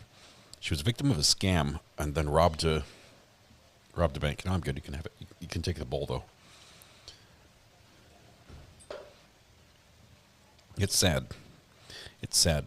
You know, when somebody steals your money and gets away with it, and then you try to steal someone else's money, it doesn't make it right. But, you know, you can see the thought process that led to that, especially if she was caring for parents that needed, had medical, conditions and things like that. So she pled guilty and is awaiting sentencing. Hopefully she gets a lighter sentence for helping out here. Ma'am, you said you've lived at the residence we saw in the picture since you were 5 years old? Until I left home when I was like 18 or 19. Okay. 2 years ago, you said you were 73 years old, still living in that house? Yes. In the year or two prior to that, did police have to respond to your neighborhood often? No more than any other neighborhood. So would the police come out once a week or less? Oh, no. Was there a lot of drug activity near the residence you had on Parish? Well, there were some, yes. And when I ask you about drug activity, you talking about people appearing on the influence drugs, people selling drugs? What kind of drug stuff did you see? I never saw anyone sell drugs. So what kind of drug activity did you see? I've seen people laying on the ground with syringes in their hand, but I've never seen actual buying and selling. I don't think I did. Of course, I don't know. I don't know anything about drugs. We never had drugs when I was growing up. These people you would see with syringes in their arm, was this near your home? Mm-hmm. Is that yes? Yes. Sorry. That's all right. Is this something you would observe when you're out on the porch in your Yes. morning routine? Morning, afternoon, early evening. Were you pleased to see that Rochelle and Toby had moved in next door? I was pleased to see Rochelle. Okay. Because she was very nice and sociable. All right. Is it fair to say that the people who'd been in and out of that house before Rochelle were people that you weren't too fond of? Yes. Were there any people that may have been engaging in the drug activity you described going in and out of that house that Yes. Rochelle had occupied? before they came there. Yes. And isn't it true that 2 weeks before Rochelle moved in, there were people at 1270 Parish and they invited you in to look at the house? Yeah, there were people fixing it up. I had been in there when I was a kid. Okay. But did they invite you in the house to take a look at it? Mm-hmm. And those 2 weeks before Rochelle showed up at Parish, what kind of condition was the house in? Well, they were renovating it, like putting in new cabinets and new flooring and... I may have been confusing now. I'm talking about before you even know who Rochelle is. Did you enter the property 2 weeks Yes, before? that's what I mean. Oh, okay. Someone was renovating inside. Okay. Putting up new cabinets and counters and flooring. Had you ever been in the house without these things you just described? When I was a kid. But no, that's the only time I've been in that house since I was a child. Did you notice the broken windows on 1270 Parish? I never noticed anything like that, no. Did you ever go inside the 1270 Parish residence with Rochelle at all? No.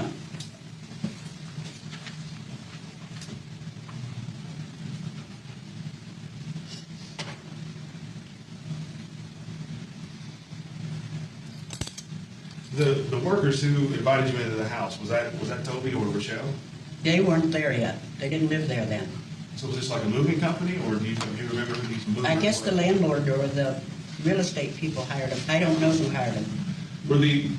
You're outside every day on your porch. Did you see these movers carrying junk out of the house? No. Did you see them take anything out of 1270 Parish? No. You just know that they may have been working on this. Yeah, they had cabinets sitting on the floor, and they were putting in new counters. It was 2 men. Thank you, Selena. Lori, welcome. Congratulations.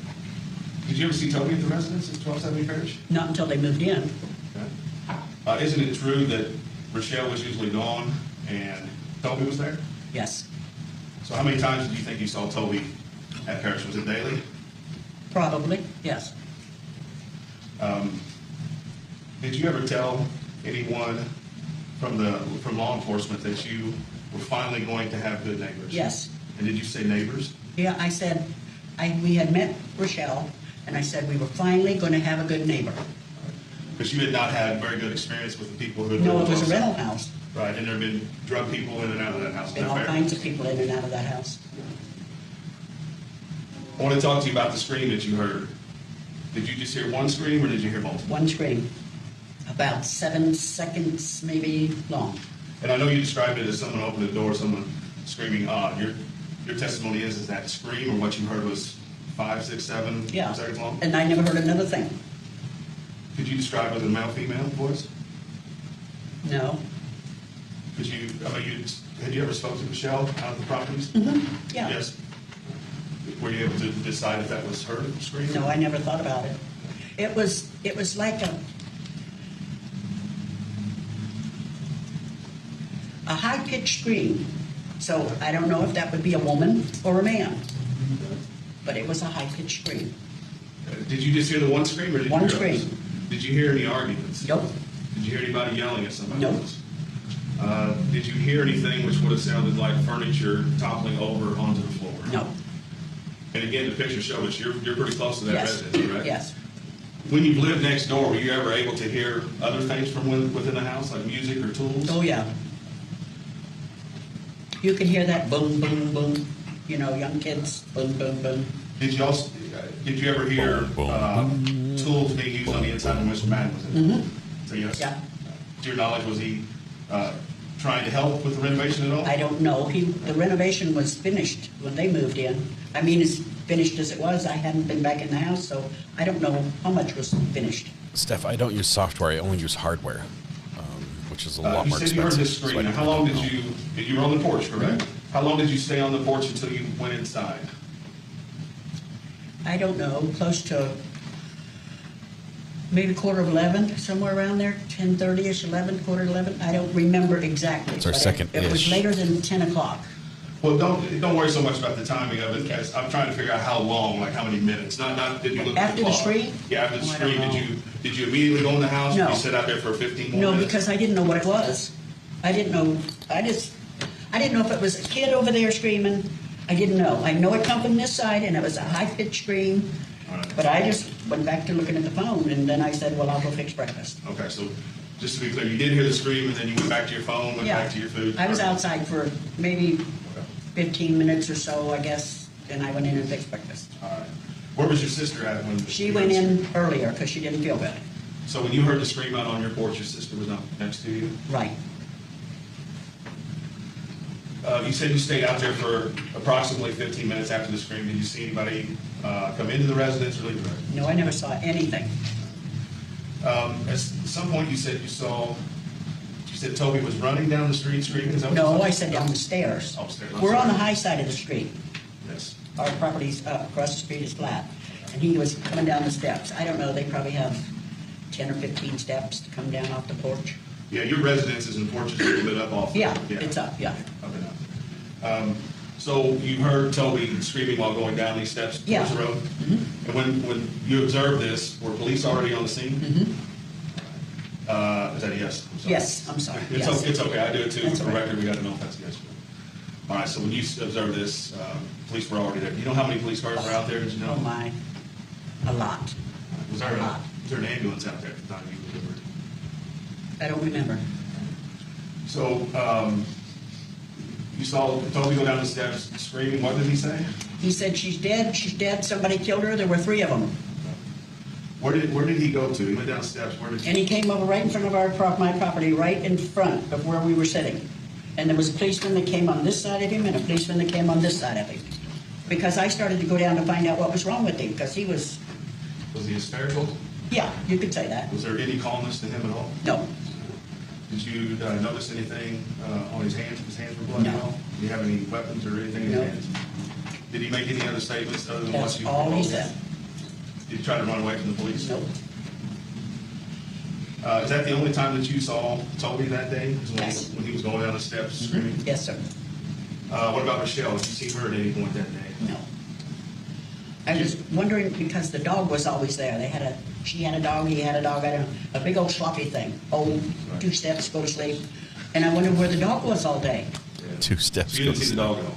Not Guard until dog. much later, When we say much later, this is after police. in the afternoon.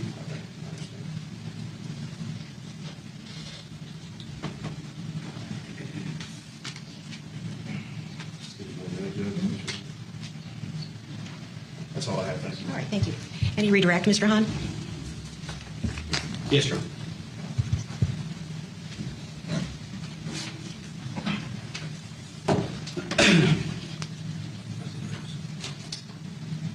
And Mr. Wilder just asked you, I believe you were pleased to see Toby and Rochelle move in, and I think you said you were glad to see Rochelle move in, correct? Yes. Okay. Were you not glad to see Toby move in? Toby was strange. What do you mean by that? I don't really know, but he was always over at the house wanting something. Whose house? My house. No, over your house? Yes. What do we mean, want something? He wanted to use the Wi-Fi, he wanted to use the telephone, he wanted to, and no. Okay. Now, when I say this, he was like on something crazy. He wasn't normal. Okay. Did he make you nervous? Yeah, very. Okay. Wow. Would you say you were scared of him? Mm-hmm. Is that, I'm sorry, is that a Yes. yes? Yes. Okay, all right.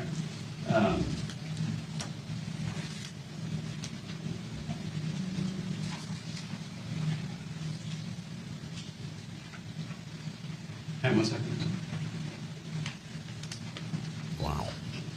He was strange. I borrow a cup of sugar and the Wi-Fi password. This is the future. Man, thank you. That's all I have.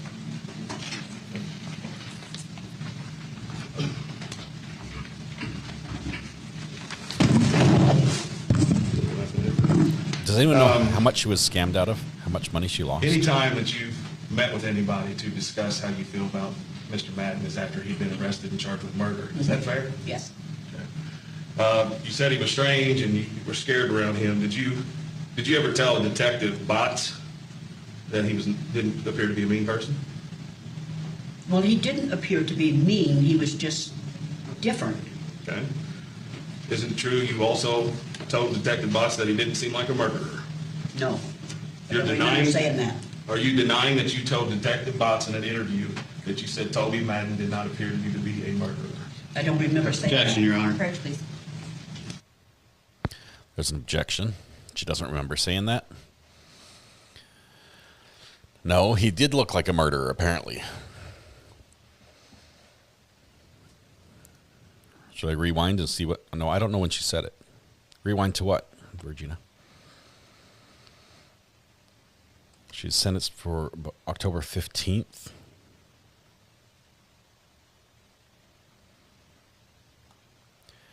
Did you see her mouth F you to the... Whoa.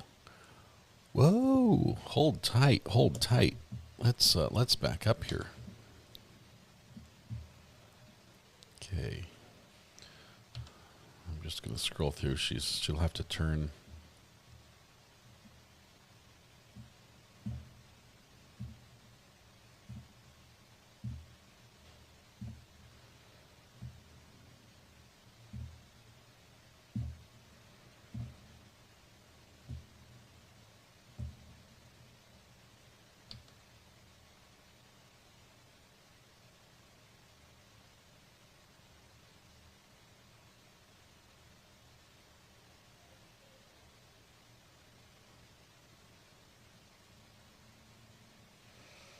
Hang on.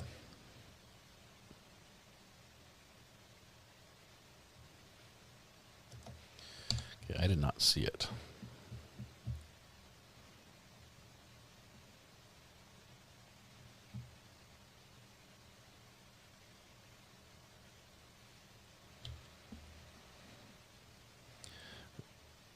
When did she do this? Was it the beginning?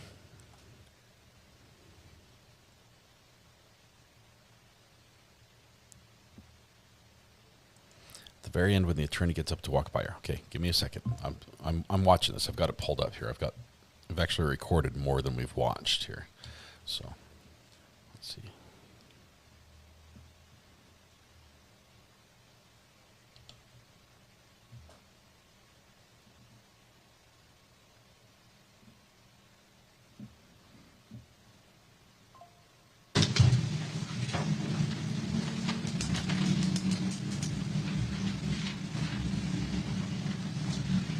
Maybe probably you remember the question?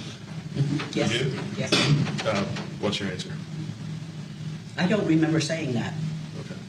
When you say you don't remember, does that mean you're denying that you ever made it, or you just don't recall if you told Detective I don't Watson? recall. All right. That's all I have. Thank you. Okay. Ma'am, you may step down. Thank you. Your Honor, she's not subject to recall by us. Thank you, Deputy Sergeant. I'm watching this. I don't see her saying that. Okay, next witness, please. She gives him the side eye, but that's it. Back further.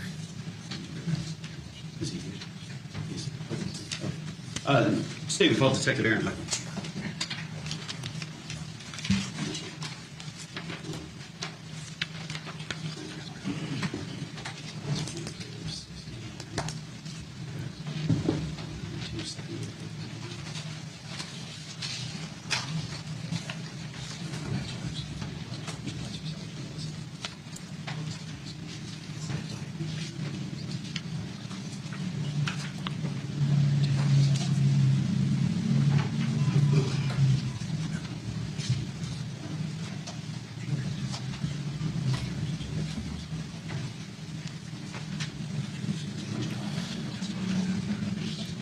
I've rewound through the whole thing. I've speed watched the whole thing, and it's just not showing up.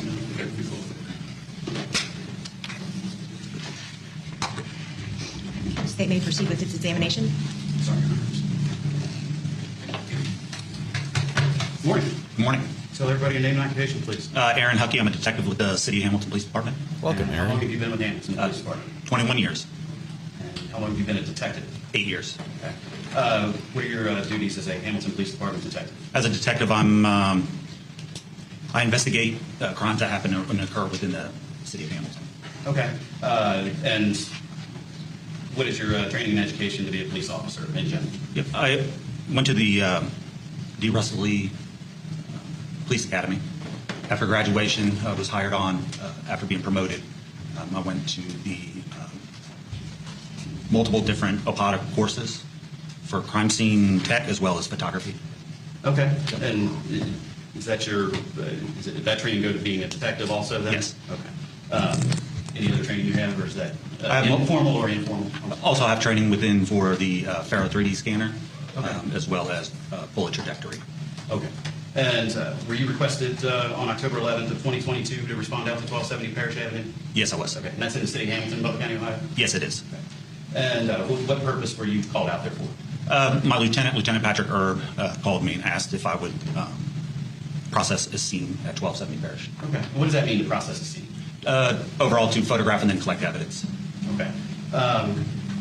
So what time did you arrive there at 1270 Parrish? Approximately 1 p.m. Okay. And other officers, they got there about an hour then before you? Yes. So what was the scene when you arrived there around 1? Upon my arrival, the scene had already been taped off to include the street just west of the residence, as well as north and south of the residence, in the rear alley of the residence. Okay. Officers everywhere doing different tasks, I assume? Yes. Okay. And what, why don't you explain to the jury what tasks were you there to perform then? Upon my arrival, I met with Officer Katie Johnson. She described to me what action she had taken. I knew that Detective Tony Keep had already been securing a search warrant for the residence. So while I waited for that search warrant to be signed and approved, I went ahead and started taking photographs of the exterior of the residence. Okay. How long did it take before you got the search warrant and then you got to actually go into the residence? I would say approximately 45 minutes or so. Okay. So let me ask you about I'm going to find it. I'm watching again. Sure. So just trying to do it all at once. So, so you went around the entire exterior of the house and took photographs? Yes, sir. Okay.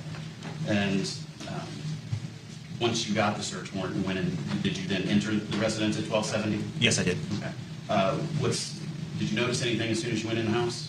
Immediately upon entering the residence for an initial walkthrough, I smelled an overwhelming smell of rubbing alcohol within the residence, specifically within that first 2 rooms, right inside the front door.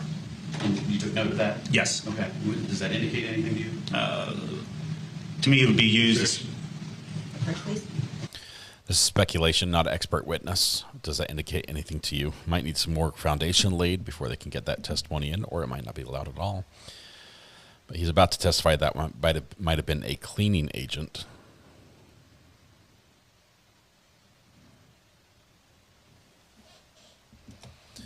Okay, so I've recorded the entire testimony from this lady. And I just don't see where she's saying, unless I missed something. I don't see where she's given the big old fed up to the defendant. I'm looking at clean feet, so I can't see the comments. So you said you smelled rubbing alcohol. Then when you go in, what's the next thing you did once you entered the residence? I began to just do an initial walkthrough of the residence. So that's going room by room and observing just the overall layout of the residence as well as possible items of evidence. Okay, pause. Okay. Pause. Hold tight. Let me see if I can do this. We're 10 minutes. Let's see where we are. 2:30:08. Let's go up here to 2. Give me a minute here. We're gonna see if we can find it. You guys all say it exists. I cannot see it. 2:30:08 is where we're at right now, and it's 10 minutes and 20 seconds back. So 2:30. It's gonna be 2:20.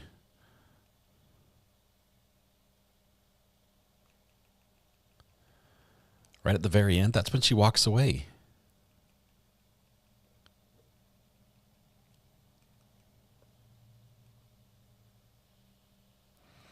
$2:30:08.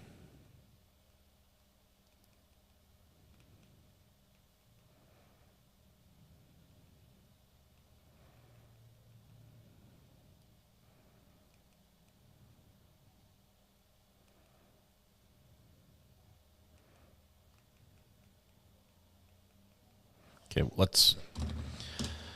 You guys are driving me nuts here. Let's start this plan. And let's jump over here. He wanted to use the telephone, he wanted to, and he, no. Okay. Now, when I say this, he was like Is this the right area? on something crazy. He wasn't normal. Okay. Did it make you nervous? Yeah, very. Okay. Would you say you were scared of him?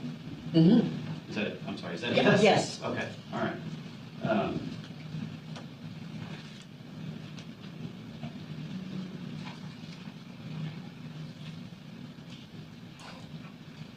Hang on 1 second. Okay. We're watching. Right here.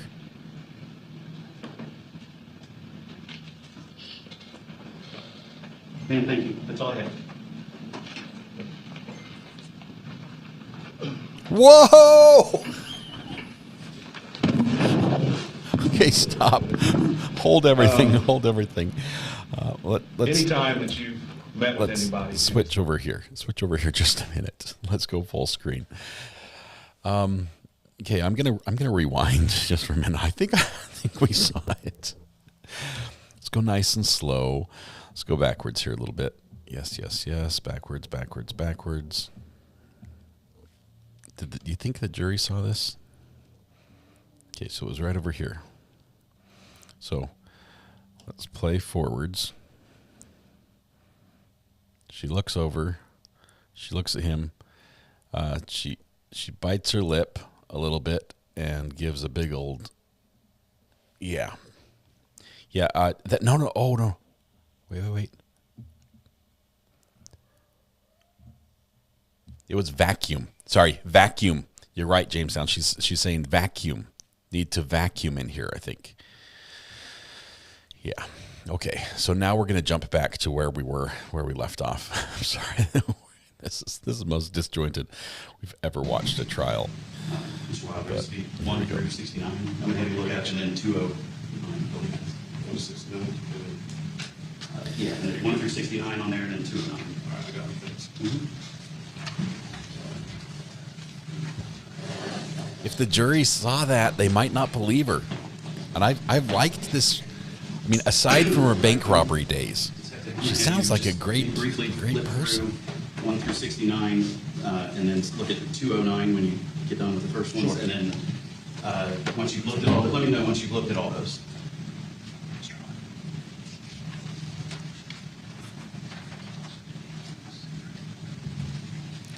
Let's see where we are in this one now. Right on 231.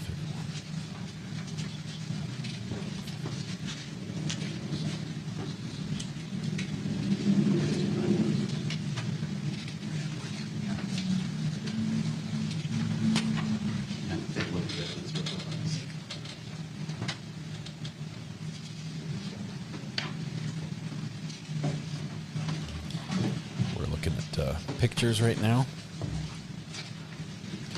We're back to recording live again. The jury's probably across from them as well. I think the jury's to our left. So she might not have seen that.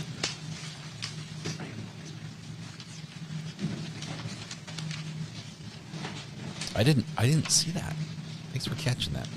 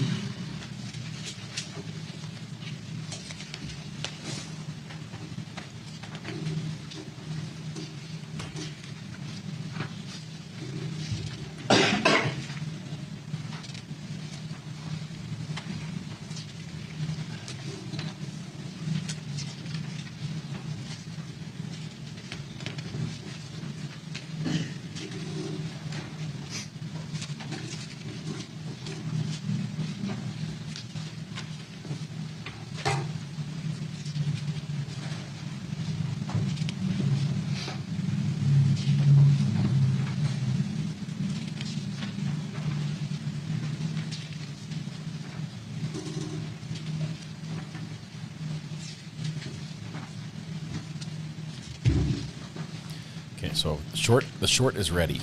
We've got a short ready. Melanie, we picked this one up because our case with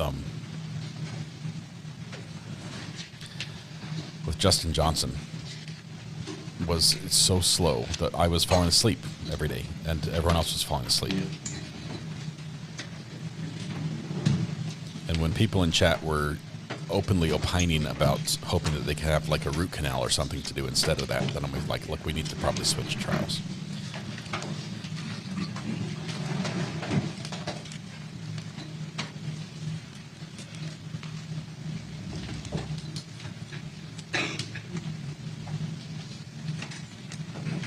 These are a lot of pictures. These are clearly all the crime scene pictures. I have to warn you here. I've been told that there's a high likelihood. Sorry, we'll bring the toot tracker back on the screen. There's a high likelihood that during this portion of the trial, the body is shown. 1 through 69. Can you please identify? So please be aware of that. Photographs that I've taken of the scene. Okay. And are those true and accurate and fair representation of the way the scene looked on October 11th of 2022 when you were there? Yes, they are. All right. And Exhibit 209, can you please identify that one? That's a diagram of the residence, the first floor as well as the second floor. Okay. Did you create that? Yes, I did. And is that a fair representation of the floor plan of that the home at 1270 Parish and the way it looked on October 11th of 2022? Yes, it is. All right. I would ask that States Exhibit 1 through 69 and then 209 be admitted and permission to publish. Your Honor. All right. It looks like 4, 6, 33, 45, 46, 47, 55, and 57 have already been admitted. So aside from those, do you have any objections to the other exhibits that are being offered at this time, Mr. Wilder? No. Okay. Those will be admitted and they may be published. All right. When that lady was arrested, the grandma, she was wearing a DuckTales shirt. One by one, Detective. And there is, if you see here to your right, down a few steps, there's a pointer on the outside. With money bags on it. I kid you not. Sorry, that's a terrible view, but... Here. Oh, you might be able to, if you touch that screen in front of you, will it, can you draw circles on it or lines, or does it work with your finger? Yeah, I'm just waiting for it done. Oh, okay, so we don't need the pointer then. Should be good. And I think if you go to the top left corner of the screen, or is it top right? Top right, you might be able to hit clear to get that, what you just put on there. Okay. All right, can you please describe to the jury what we're looking at here in State's Exhibit 1? The exterior of the front to 1270 Parish Avenue. Okay, and is that now Detective Johnson, I believe, standing on the front porch there? Yes, it is. Okay. Let's go to Exhibit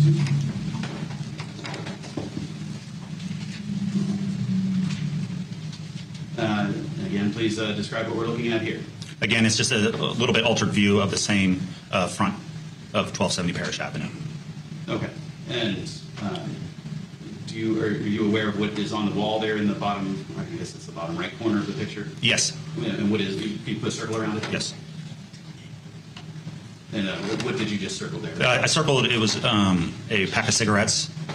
Some of them are outside of the box. Okay. All right. If you want to hit clear on that. All right. Let's go to State's Exhibit 3. And what are we looking at in State's Exhibit 3? That's a closer view of the same pack of cigarettes with a few of them outside of the box. Okay. State's Exhibit 4. And please describe this exhibit. It's the front of 1270 Parish Avenue. It's an approach. Okay. And the caution tape's up around the house? Yes. Let's go to State's Exhibit 5. What are we looking at here? The steps leading up to the residence. State's Exhibit 6. And what are we looking at in this one? As we approach up the steps to the front door. Okay. Door's open? Yes. Okay. Any damage to the door or any sign of break-in that you saw? No. State's Exhibit 7. And again, I'm going to ask this question a lot. Please describe this to the jury. This is the windows to the left as well as the left side of the front of the residence. Okay. Now, is there anything of note in the window on the right there? It would be a piece of board or something blocking the windows. Okay. All right. And let's go on to State's Exhibit 8. I'm sorry, one second.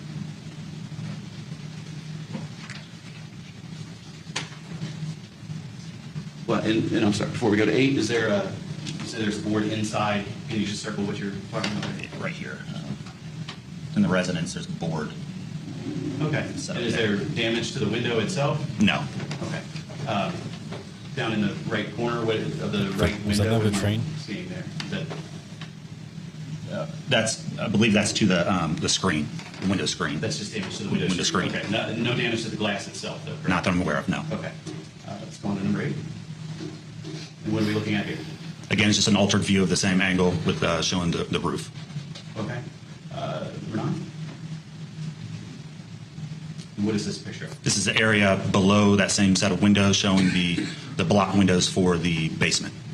And any damage to those block windows? No. Number 10.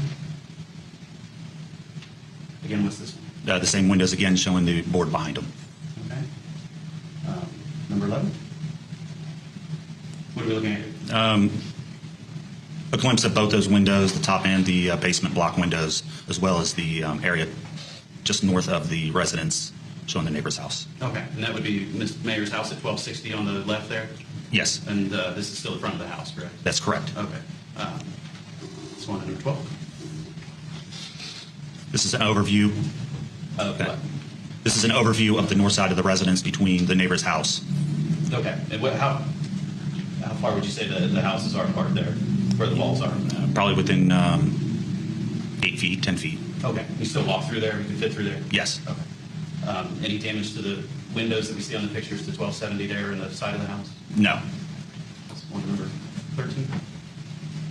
And what are we looking at here? An additional view showing down the north side of the 1270 Parish Avenue. All right. And again, no damage to the windows there? Correct. The same windows we saw before? Correct. 14.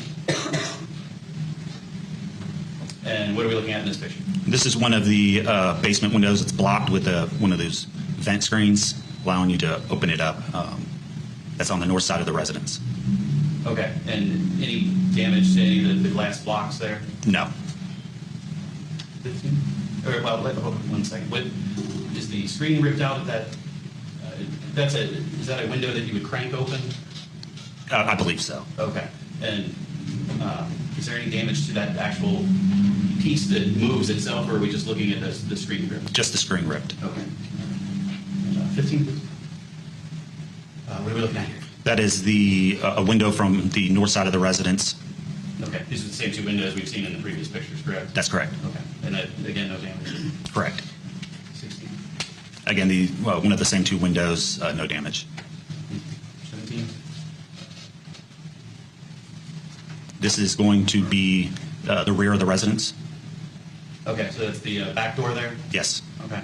Do you know if that when you went through the house and went through the outside, was that door locked or unlocked? It was locked. Any damage to that door? Yes, there was. I'm sorry, go ahead. Yes, there was. Appeared to be It did have previous damage. Previous damage? Not. What do you mean by previous damage? It was damaged, but it was still functioning as it should. Okay. All right. And the screen door, are you talking about damage to the actual door itself, not that storm door on the, or which door there's two doors? Yeah, the actual, not the screen door. Okay. All right. Where was that damage? It was to the inside frame, the locking side of the frame of the door, as well as dents to the door. Okay. But again, that door was locked when you arrived on scene? Yes. Okay. Any damage to those windows that we see in the picture there? No. 18, please. Again, what are we looking at here? Looking again at the rear of the residence, there's 3 windows, 2 of them for the first floor, and there are items stacked up or blocking the view into and out of the windows. Okay, so those are items inside the house that you couldn't see out of the windows? That's correct. 19, please. And please describe this one. Just again, an overall of the back of the residence. 20. What are we looking at in this one? Closer view of the back door. Okay. And where did you see? Can you see the damage in this picture? Yes. Where can you circle it? Where you saw damage? It would be off to the right of the 2 door handles. Okay. And there are 2 deadbolts, though, correct? Or 2 locks. Is that fair to say? 2 locks, yes. 2 locks? Yes. And they were both functioning? Yes. If you want to get clear there. 21, please.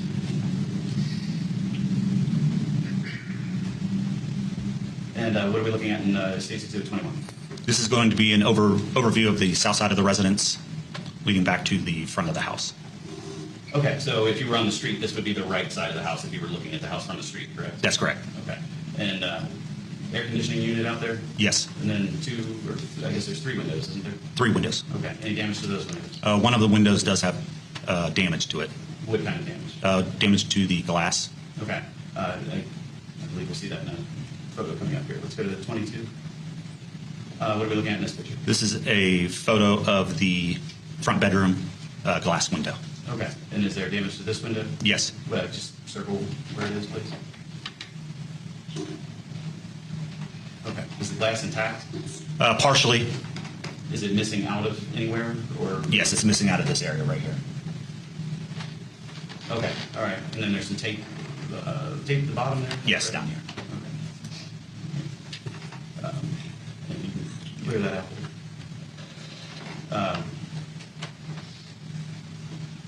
Hang on 1 second, Earl.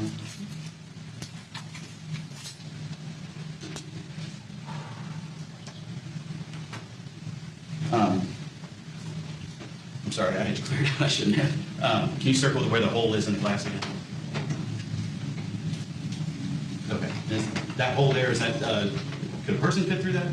No. Okay. Now you're clear. Thank you. You could, but you'd really have to push hard. What are we looking at in 20? This is an above view of the same window. Okay. An angle showing the top half of the window. Okay. And is that glass intact on 23? Yes. Or, I'm sorry, the top half that's intact? Yes. Okay. 24.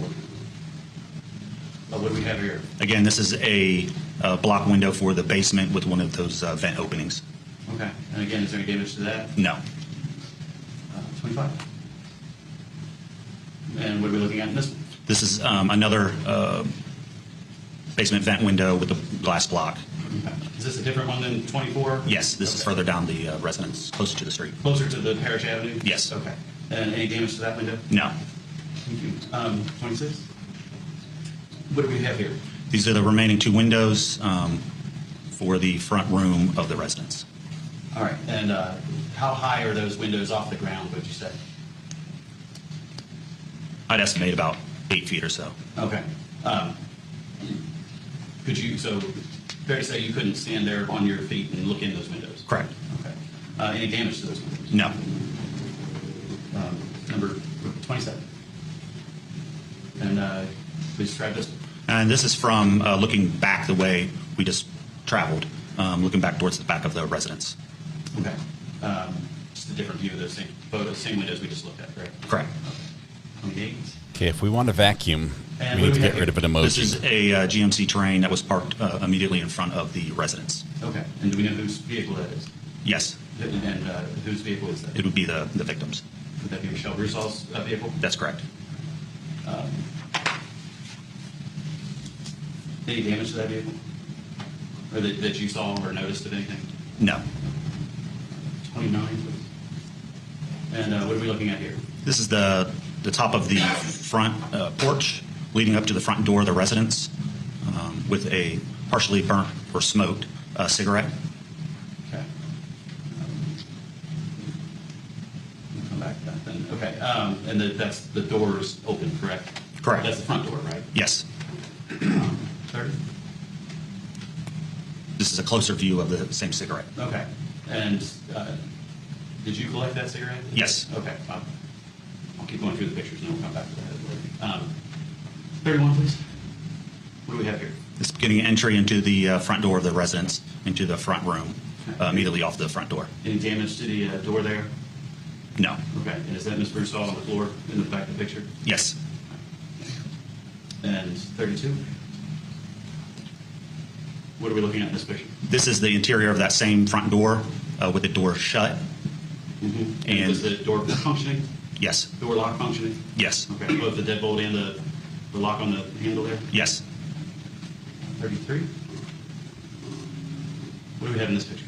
This is an overview of the victim lying face up immediately inside the front room of that residence. This is how she was found when Detective Johnson arrived, or Officer Johnson at the time? Or she had been moved at any point here? I don't believe so. Okay. This is how she was when I arrived. Okay. That was a quick pan. Sorry about that, guys. What are we looking at in this picture? Additional view. Content warning. Showing down the wall, as well as some of the blood and some of the furniture within that room. And what is that? May I approach the screen? You may. Thank you. What are we looking at? What is this in the window here? In the window, it is a floor sample. When you go to buy flooring, you can take some of the samples. And it's one of those boards to bring back to the residence. Try to pick out flooring. Okay. And I believe that at the bottom on the windowsill there's blood on either side of that floor sample board, correct? That's correct. Okay. And approach again. This, I know we'll see other pictures of it, but what is this? What are we looking at right here? It's a cabinet that's been knocked down. Okay. And what is this piece of furniture here or wood? The top of a table that's leaning up against the wall. Okay.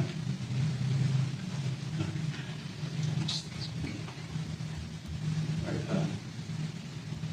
Can I have 1 second? Sure.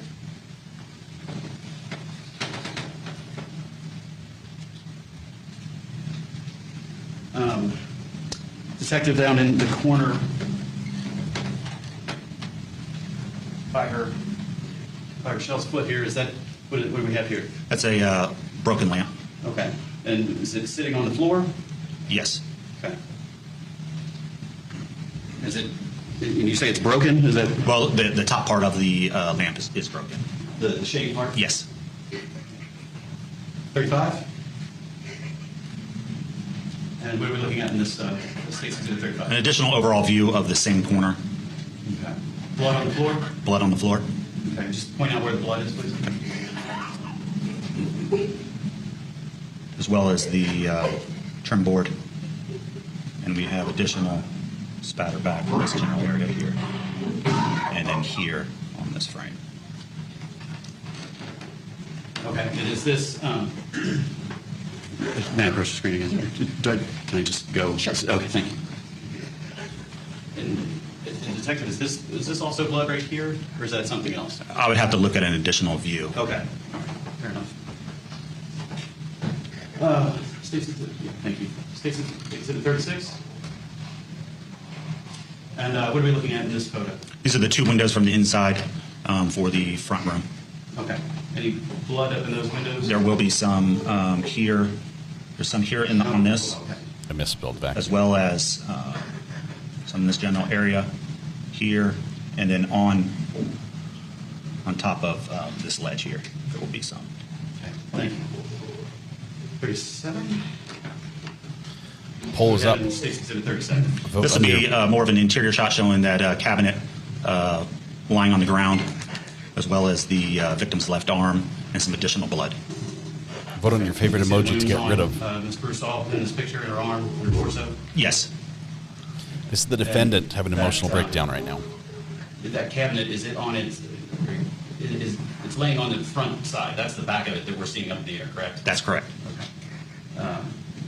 Is there blood on that piece of furniture? Yes. Where, if you recall where it is, or if it's not in this picture, we can go to another. It's not. Then that's fine. Yeah, I would need that additional view. Okay. To All right. correct. 38. What are we looking at in this picture? This is the couch with blankets and bedding that's within that same bedroom, or correction, within that same room. Is this the front room as you enter the house? Correct. Okay. And this is the same room that her body's in? Yes. What is marked as number 3 there? That would be a cell phone. Okay. It's on 39. Okay, 1 second.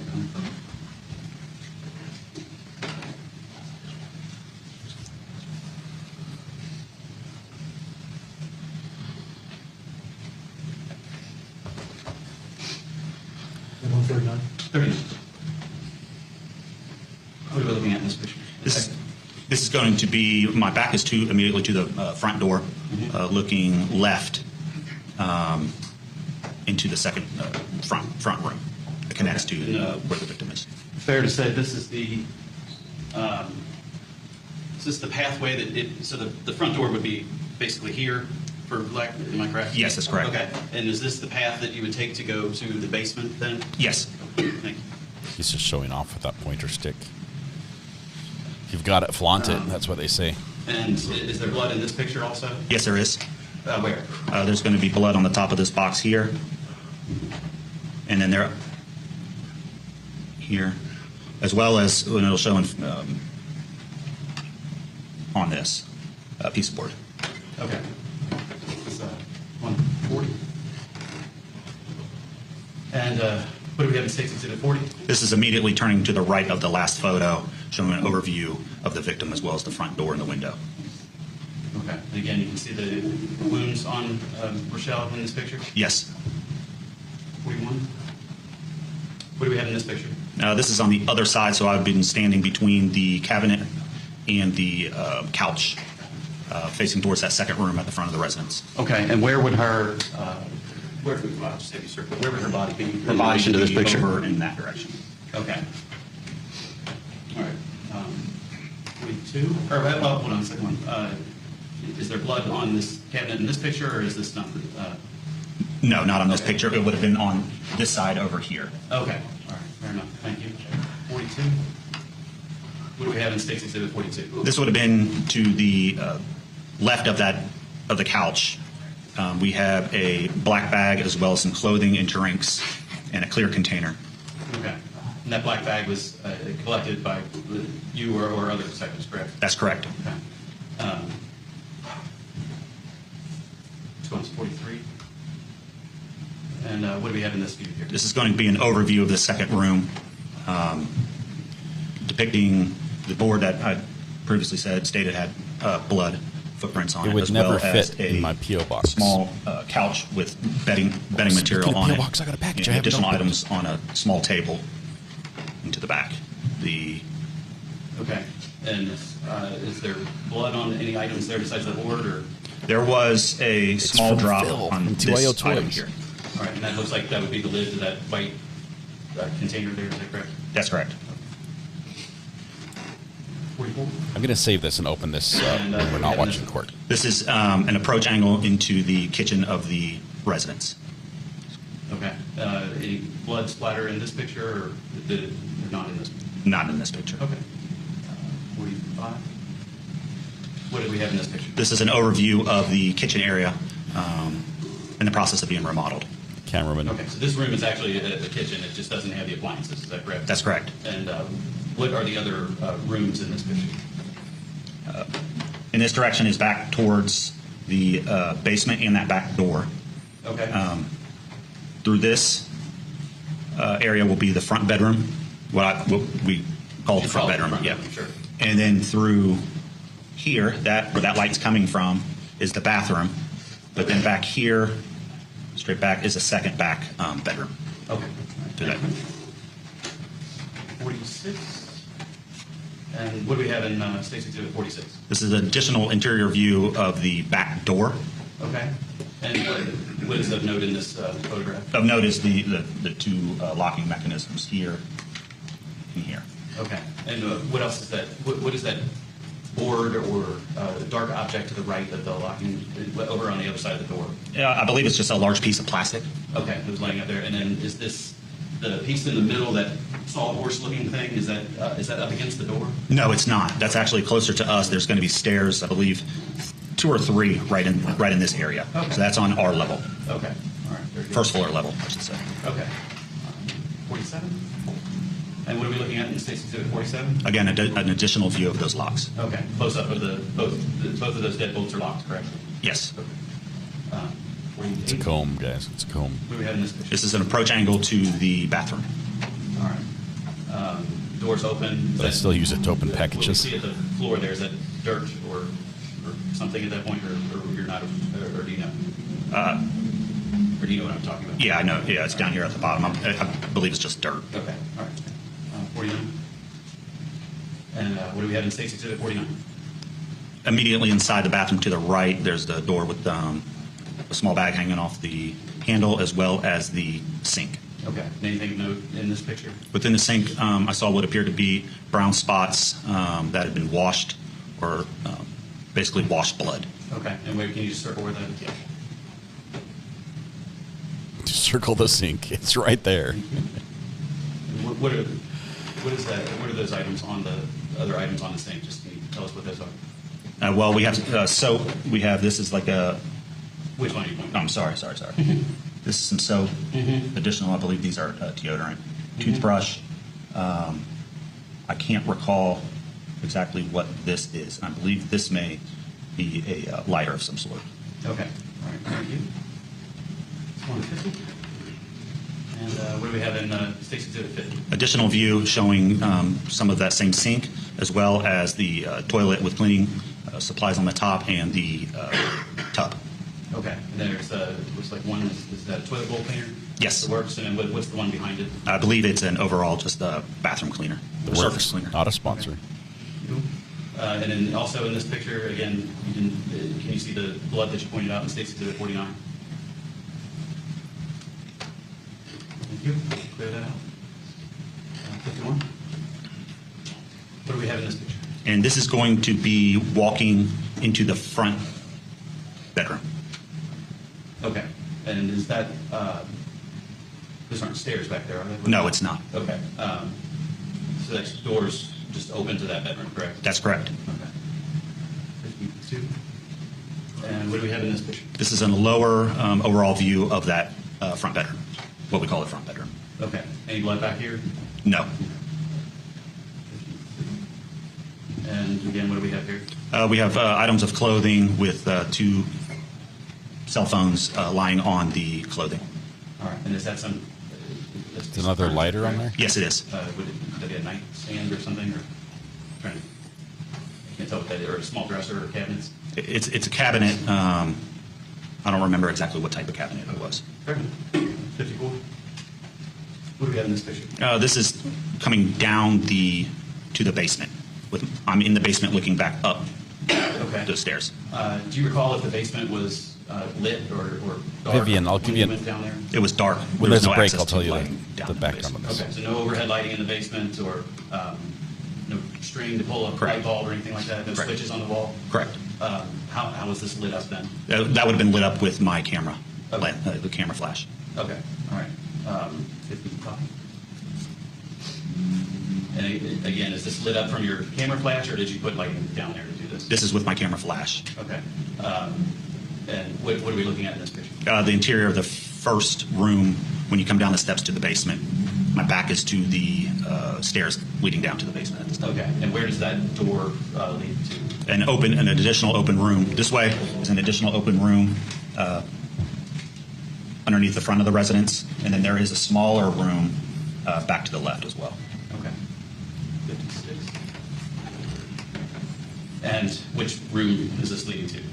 Going to the right towards underneath the front of the residence. Okay. So from State's Exhibit 55, this would be that door you just pointed out on the right, correct? Correct. Okay. And again, not lit up anywhere in the basement? That's correct. 57. And what do we have here?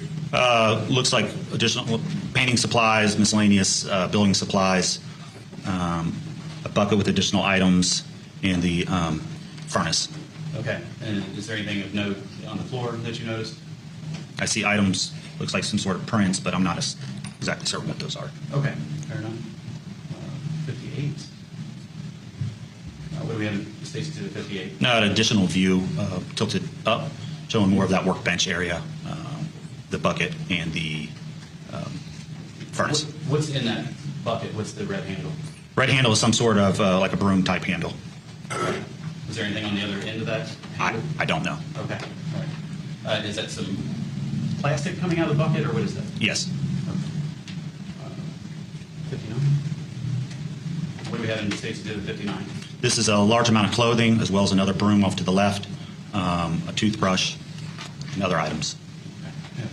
1 second, Your Honor. Yes.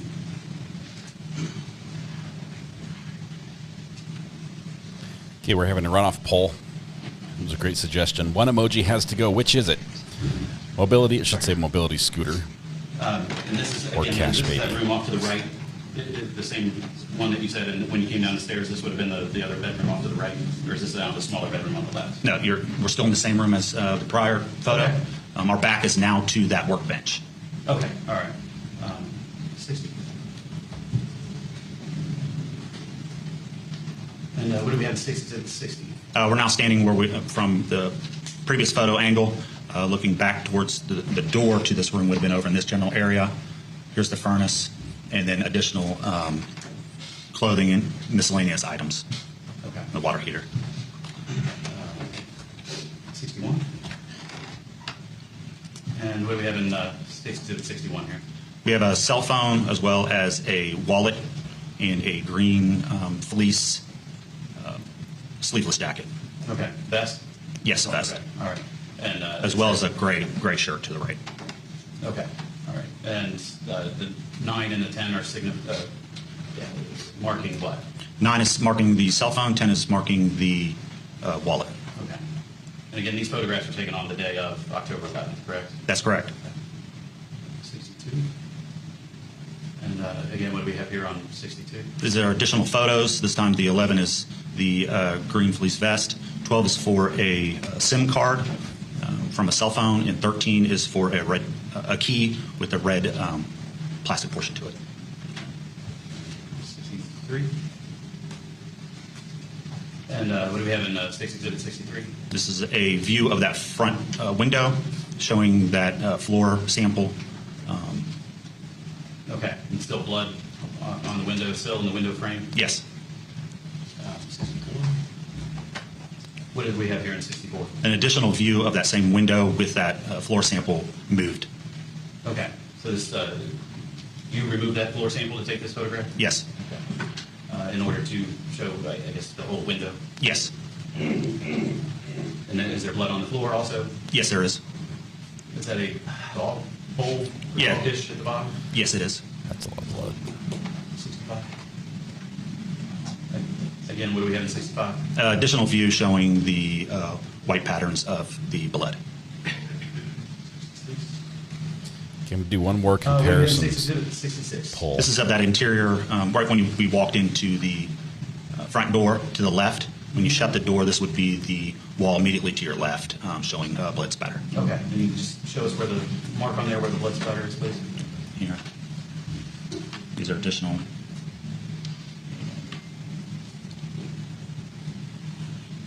Okay, and are those in the middle one that you circled, are those tracks where it was dripping down the wall? Yes.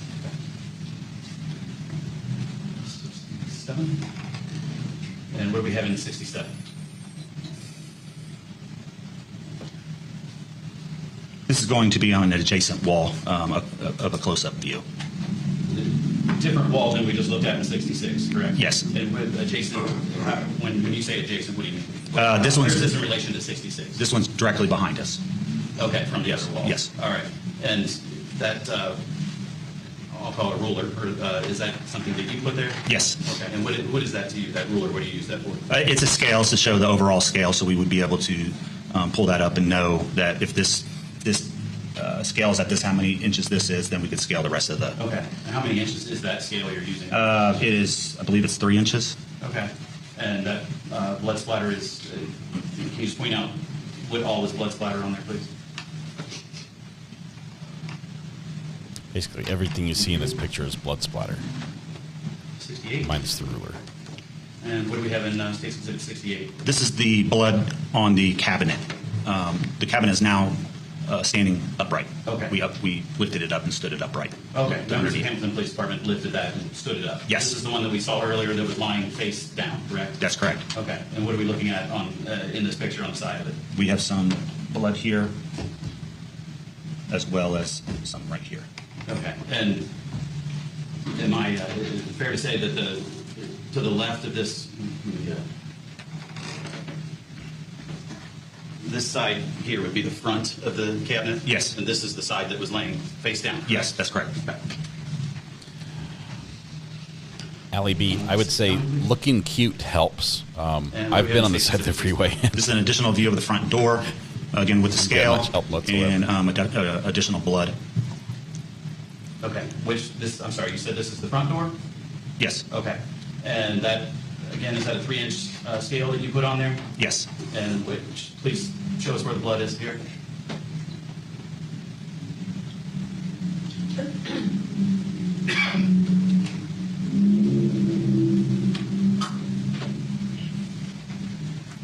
Thank you. Yep. Now, okay. 1 second here. As long as you're in a safe place.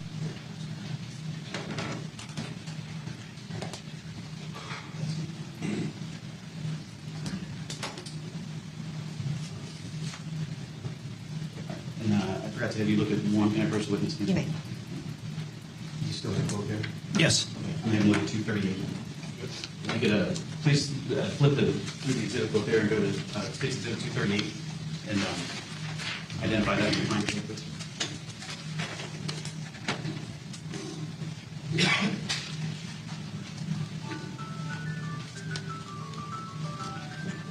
Oops. Hello.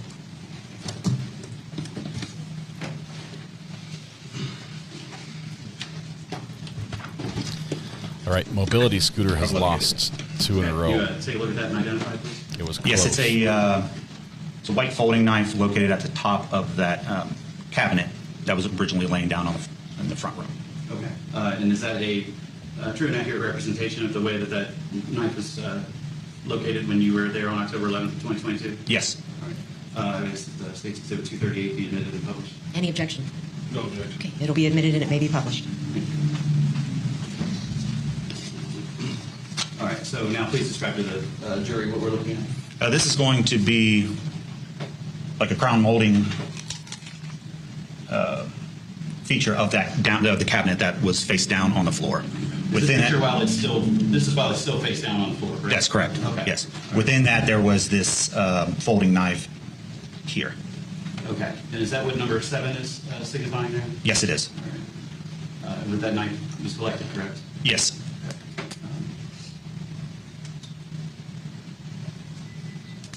And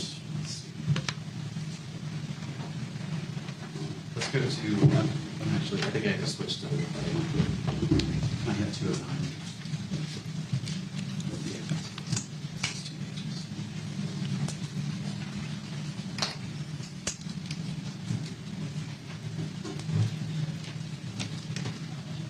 We were looking at the underside of a cabinet.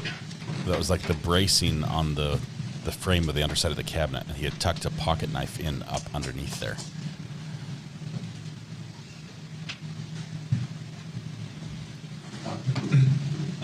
Now, up on the big screen there, or I guess you said it on your screen. Can you please describe to the jury what we're looking at here in State's Exhibit 209? Yeah, we're looking at a 2D view of a diagram of the residence. Okay, and this would be the first floor of the house or the main floor? Yes. Okay, can you just point out each room and where the front door is? And Front porch is going to be here. I don't think you can. Is it wrong? Might not be.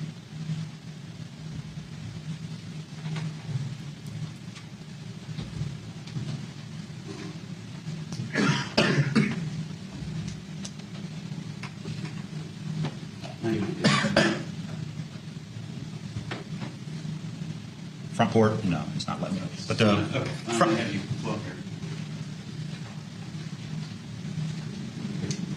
If you would, maybe step down. Sure.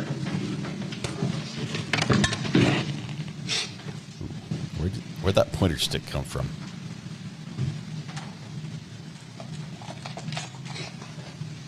Just describe what you're going to do on the screen there. So here's going to be the front porch where we made the original approach to the residence. Here's the front door. Here's the victim up to the right. That cabinet would have been laying here. The couch and those items would have been here with the phone. Additional items that evidence the additional front room, the kitchen, front bedroom with the 2 cell phones, and the bathroom with the blood. Okay, and where is how do you get to the basement? The basement would be, we would walk through here, walk through the back, and then this would be down to the basement. So you walk down 2 steps, there's a landing to that back door, take a left, there's an additional landing, or that's part of the same landing, and then you walk down those steps. Okay, and let me go to the second page.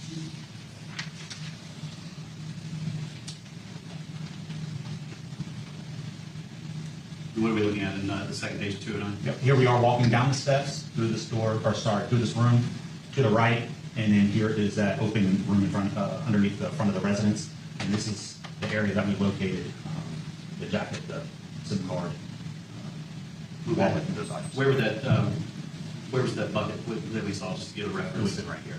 Okay, and the washing machine would have been where when you came down the steps, if you remember? Was that right by the steps? Yeah, that was back over here. Okay, all right, so, and then the other small room?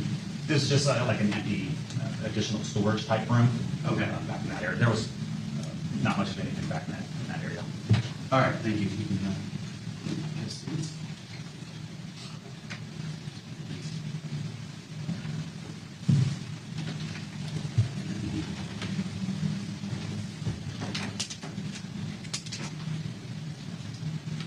Detective, did you, you said you collected that folding knife, correct? Yes. And did you also collect the cigarette? Yes. Which cigarette did you, are you talking about the cigarette that was on the front porch? Yes. That we saw in the one picture of the up close right by the front door? Yes. Okay. May I first with You may. you?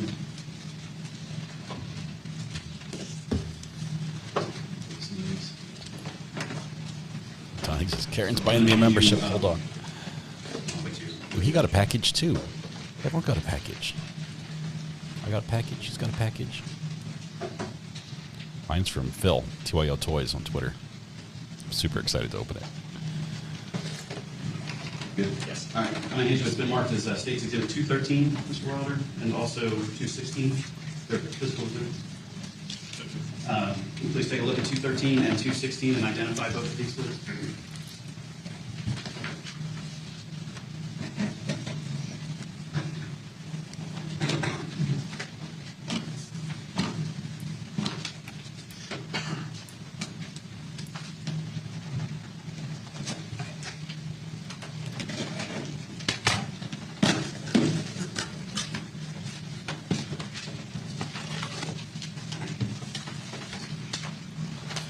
Did he use the scissors inappropriately?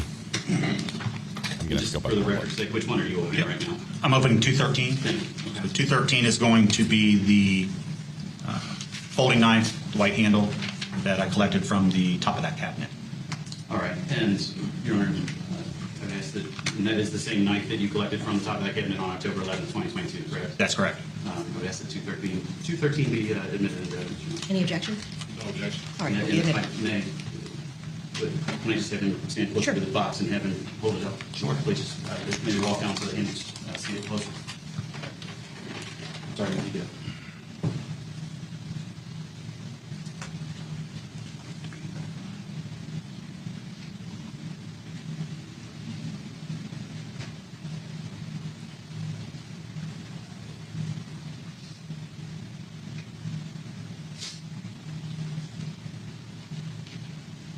Thank you, Detective. Yep. Now, if you would open the other one, it was 216, and identify 216 once you get it open up.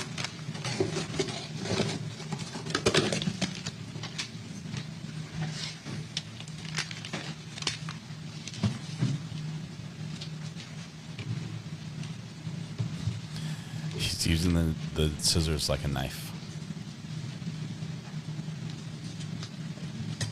Now use them like scissors. And again. 3 tries.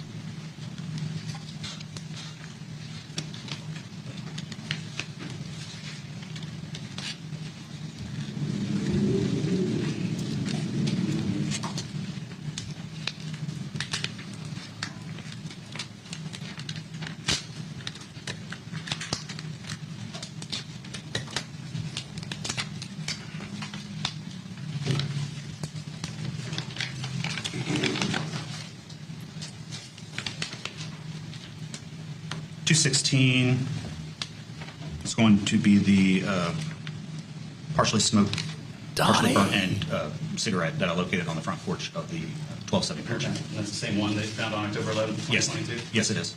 Your Honor, I've asked 216 be admitted. Any objection? Welcome to the gallery, It'll be Don. admitted. Thank you. Wait 1 second. Now you need to think up a story to explain why Karen's credit card has that charge on it, Donnie. It's good to have you here in green.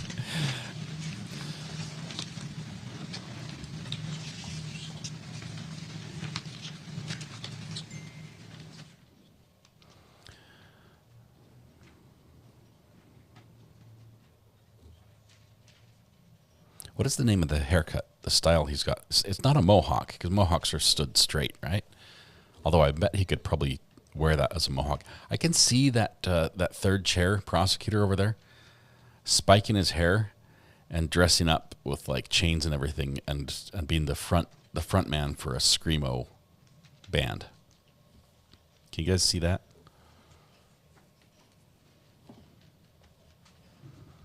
I think he's got like a weekend gig.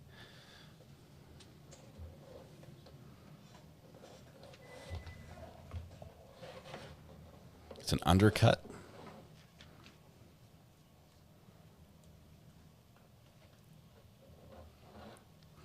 Becky, we watched day one of this trial earlier today.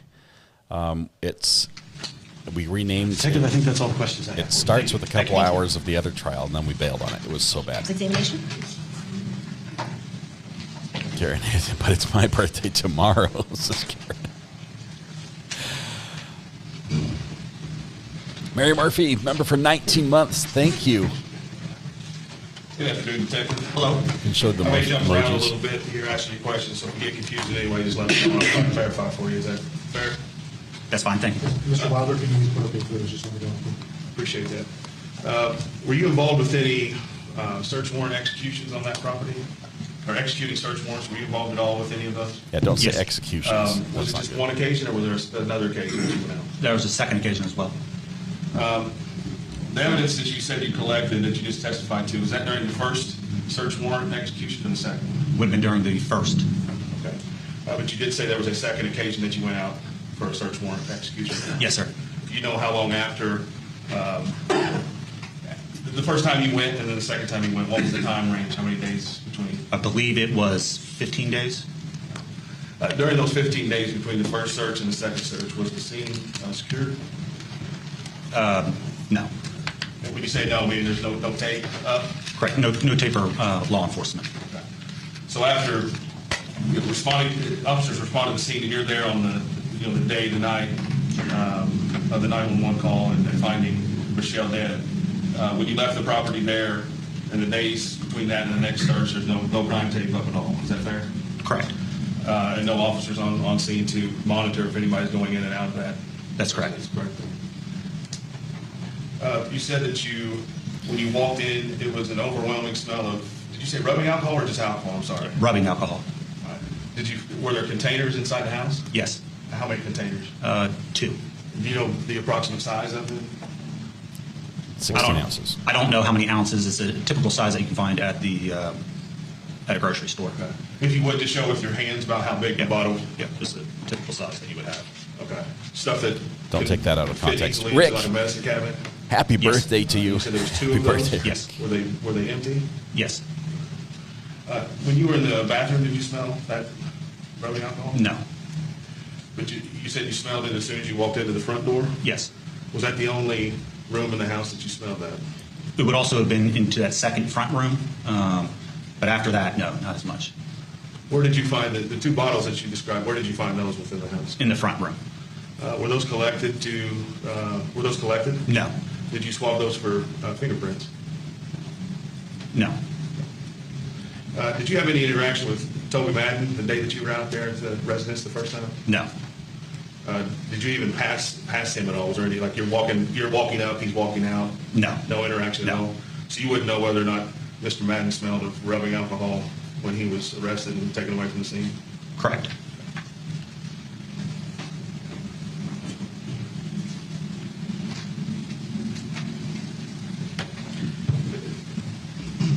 Was there a knife collected from Rochelle's purse? Yes. Is that something you collected, or is that someone else collected that? Detective Horton did. Okay. The reason I asked is it appears to be in your section of the report, but were you present when that was collected from the purse? He notified me of what he had found. Okay. And asked me to respond to him. Okay, were you? So if I had a question about whether that knife that was in her purse was deformed or warped, is that a question for you, or should I have passed in? Probably Detective Horton. Okay. And I apologize. I'm just That's looking at fine. the sequence of the report. Wasn't for sure who that was. So you weren't involved with that. Okay. Were you involved with the search of Rochelle's vehicle? No, I was not. Are you aware whether or not any rifles were found in her vehicle? No, I'm not. All right. That would be a question for someone else, I'm supposing. Correct. Rifles. We went through a lot of pictures of this house. Clearly, they're doing work on the house. Is that fair? Yes. And there were tools. There were several different types of tools within that house that could have caused injury to someone. Is that fair? Yes. I mean, we even have like a rubber mallet hammer, correct? Yes. I think there was even something that looks like wire cutters. Possibly. But there were items in there. If you wanted to hurt someone, you could have done that with some of the items you saw in the house. Possibly, yes. Right. I'm not suggesting This that was someone not did. I'm just saying there were self-defense. things within that house if someone wanted to threaten or to act like they wanted to hurt someone. There were things in there that could cause bodily harm. Yes.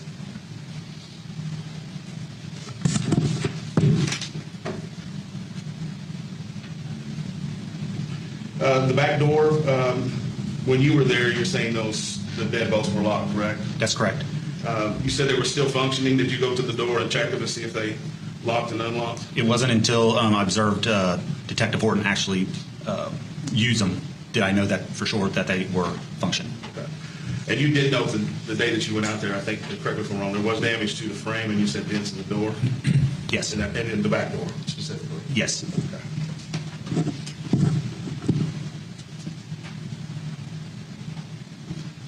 One second, I'm trying to get all this stuff. Judge, can I have a minute to confer with my client?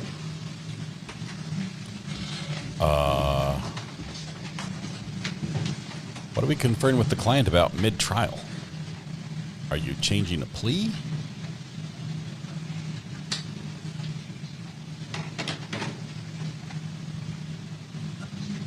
What's happening here? Judge, that's all I have. All right, thank you. Any redirect? No, Your Honor. Thank you. All right, thank you, Detective. You may step down. Thank you. Okay, so I think this is a good time for us to take our lunch break, ladies and gentlemen. We're gonna take give our you an hour for that. dinner It's break. about 20 after 12, so we'll come back at 1:20. Please remember my recess instructions, okay? We'll see you in an hour. All right, as they go to lunch, let me pause this. We're going to go here. All right. We are still playing catch up on this trial because we jumped in late. It started on Monday, just like our other trial, but this one was a much better choice. I chose poorly. Okay, you know, like when you watch like Indiana Jones and the what is it? It's not Raiders of the Lost Ark. The Temple of Doom. I can't remember. The one where they have to choose the cup. He chose poorly. I chose poorly when we went to trial. And The Last Crusade. Yes, Last Crusade. Thank you very much. We re-chose. We chose a better trial. So this trial, for those that are either just watching, we've watched everything we've watched this trial. We watched today. We started about half of it after a couple hours of the Johnson trial that just was not going anywhere. They're probably still talking about cell phone towers right now. Kid you not. That's probably where they're at. This trial starts out with the very beginning, before the jury's brought in for the first time to be seated in the court for the first time after they've been selected. There's an outburst from the defendant. He turns around, addresses his daughter, who he has not seen in 2 years, and apologizes and takes ownership and responsibility for the crime. Says, I'm responsible. It was me. I'm sorry. I don't want you to hate me. Everything we got was an argument. Yeah, that happened. Everybody's there. The judge is on the bench. All the lawyers are there. His lawyer's there. His lawyer does not reach over and just sock him in the mouth, which he probably should have. Because at this point, it's probably better to have like a simple assault charge on the lawyer's record than, I sat idly by while my client confessed in open court. So he didn't. As a matter of fact, he even went so far as to say, "What were you saying? Can you want to continue? Is there anything else you'd like to say?" Yeah. He should be taking a plea deal. He hasn't. The reason we're in trial now, even though he confessed literally in open court, is because he said not guilty. And because he's saying he's not guilty, this goes to trial. The state has to prove it. That's the way the law works. And they just happen to have some really good evidence, including a courtroom confession. that will be presented and has been presented and will be presented again and again throughout the trial, as everybody who was in the courtroom who the state is able to subpoena is dragged up to the stand to say, you saw it too, didn't you? Yeah. This defendant has been very emotional throughout this, and realized that this was his girlfriend of 27 years, and he stabbed her 55 times, killed her, according to the state, so allegedly. And his daughter, who's, I believe, 26, that was her mom. The daughter's not a big fan of the dad, from what we can see. The neighbor, not a big fan of the defendant. She dropped the big old vacuum to him mid-trial. And, yeah. Crazy. Jen Devka, thank you for 8 great months. My RA family, you're the best. Congratulations, Jen. I have to tell you, I have a package. Let me turn off the toot tracker for this. There we go. I have a package that I got from Phil from 2IO Toys. And so I have my... Ooh, who's this? I think I know, because the call came through in green. Call from? Karen doesn't know Denny's is free breakfast. Donnie, how's it going, my friend? Yeah, she doesn't understand that she can stuff her face in Denny's and for breakfast, and she doesn't believe me. But you were busy, and you have a little tiny box. Mm-hmm. See a little tiny box right there, so I'm going to let you go and open it because I cannot wait. But thank you so much. Donnie, I finally am green. I got the green courthouse. It's great. No more slow mode for you. That gets you out of slow mode, so you can chat to your heart's content as long as you don't tick off. Darn it, and cheese. Red Pen told me Jesus Christ is unacceptable, so we'll do darn it and cheese. Thank you so much. Thank you, Red Pen. All right. Thank you, chat. Thank you for bearing with me. Tell Brandy that I'm a comedian. I don't mean it. Just let it go. Let it go. We'll see you. All right. There's Donnie. Let's see. And Donnie's agreed. I have my my fancy butterfly pen, which I've broken a little bit, so it's a little crooked.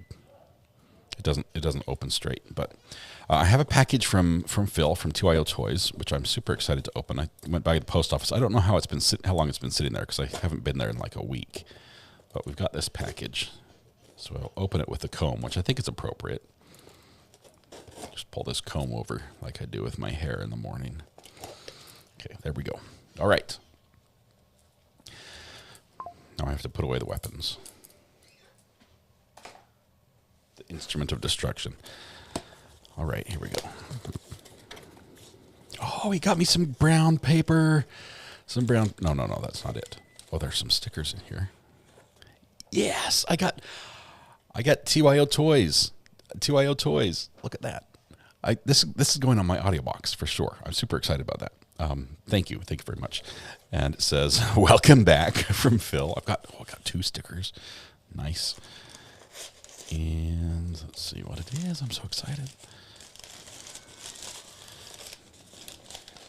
Oh, it even smells exciting. Let's see. Oh, it's in a little box. It's green. It's green. So if I take it full screen like this, watch, it's going to disappear. The box is green, so you can't see it. It has a little label. It's a Sprinter van. It is a Sprinter van. Let me switch. Oh, sorry. I got so excited I turned everything off. It's a Sprinter van right here, and it even says it's got Recovery Addict. It says media on it. It's got my logo. It says Pickles, not politics. It is awesome. It is awesome. I think this is what Phil does when he says 2IO Toys. These are the toys he's talking about. Phil, thank you, my friend. This is going on the Hall of Treasures right up there next to Rob's pen. Thank you. This is probably the only Sprinter van. This is probably the only Sprinter van I will ever get in my life, but I can always dream. This is my dream vehicle for my company. That would be awesome. Thank you, Phil. Thank you. That is really cool. It is a I can't read it. 187 scale Mercedes-Benz / Dodge Sprinter. That looks cool. That looks awesome. I'm stoked. Thank you. On the bookshelf. Yes, it's Mrs. R.A.'s bookshelf, but but I keep stuff on there.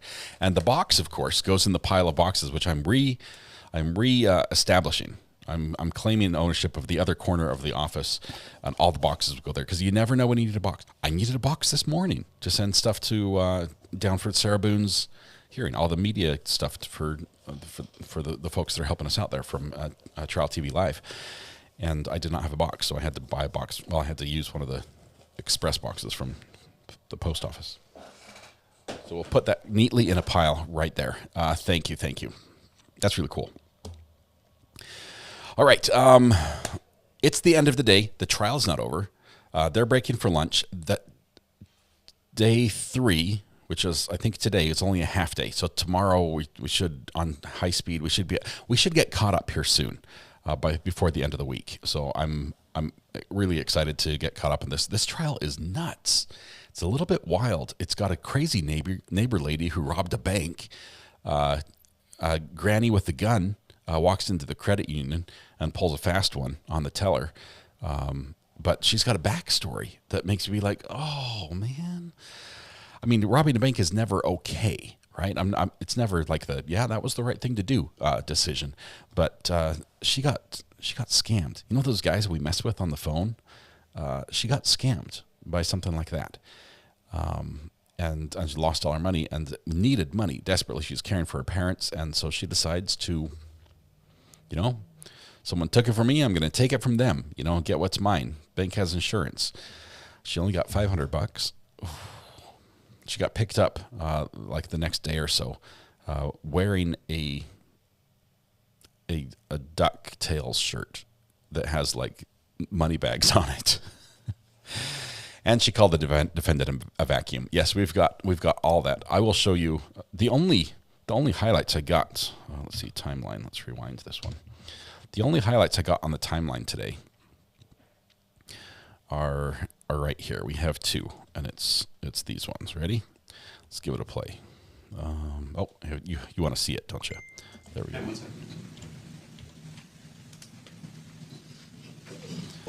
If you would just show with your hands about how big the bottle. Yeah, just okay, that didn't work very well. So it edited over my clip. It was supposed to do better.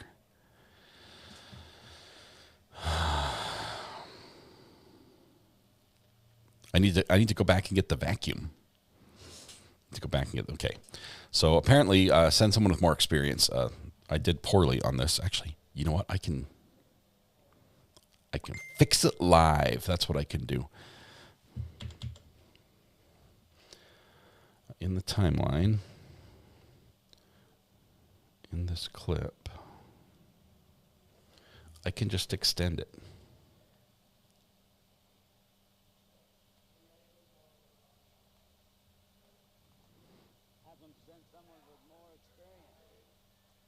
There we go. I just fixed it. Watch this. Now we'll go. Now we'll go to 8 Live, and we'll play it again. Hang on 1 second. And I'll even show it to you. How about that? Okay, she gives the defendant the side eye, gets ready, says, "Yep, That's all I have. I'm going to do it. Next chance." And she's like, "Now's the time." Is he looking? Yep. Boom. Big old vacuum. If you would just show with your hands about how big the bottle. Yeah, just a typical size that you would have. Okay. Stuff that. And that's the typical size you would have. So, yeah, that one's out of context. There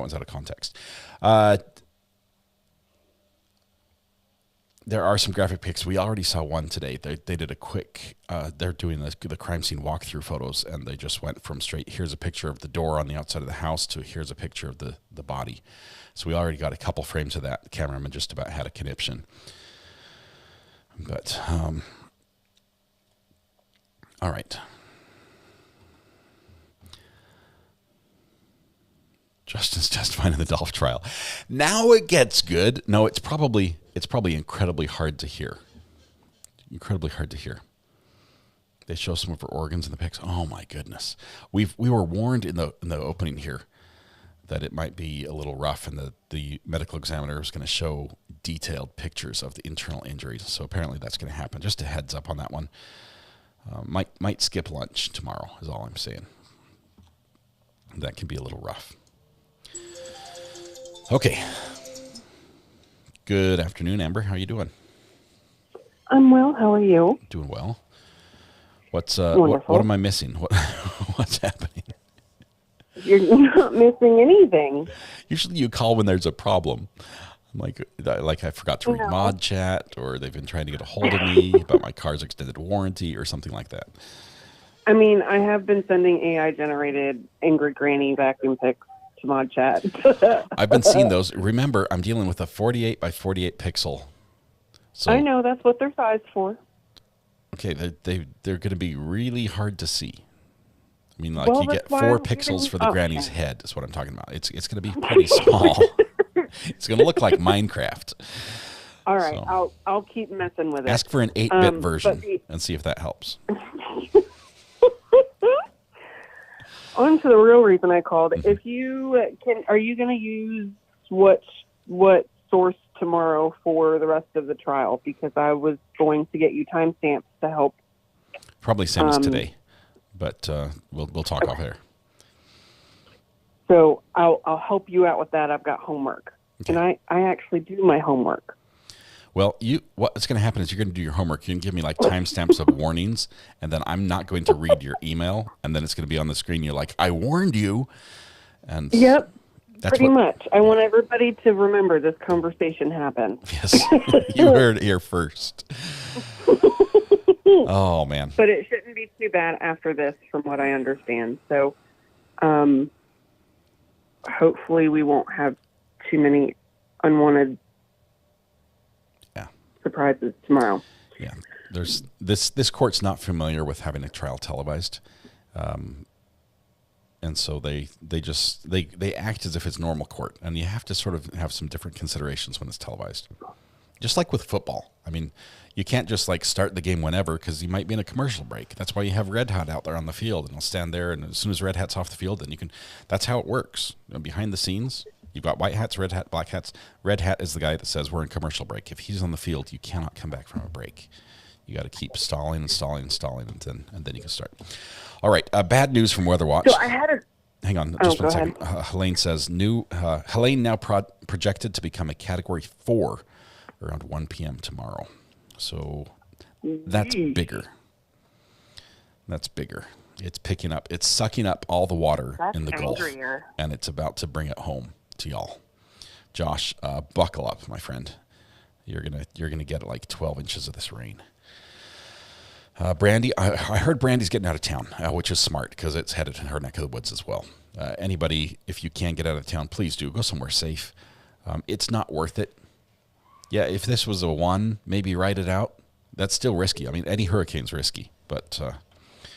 Okay, Yeah, I'll let you go right first. around Somebody's here. trying to call back, and I think it's Donnie. I had a question. Yeah.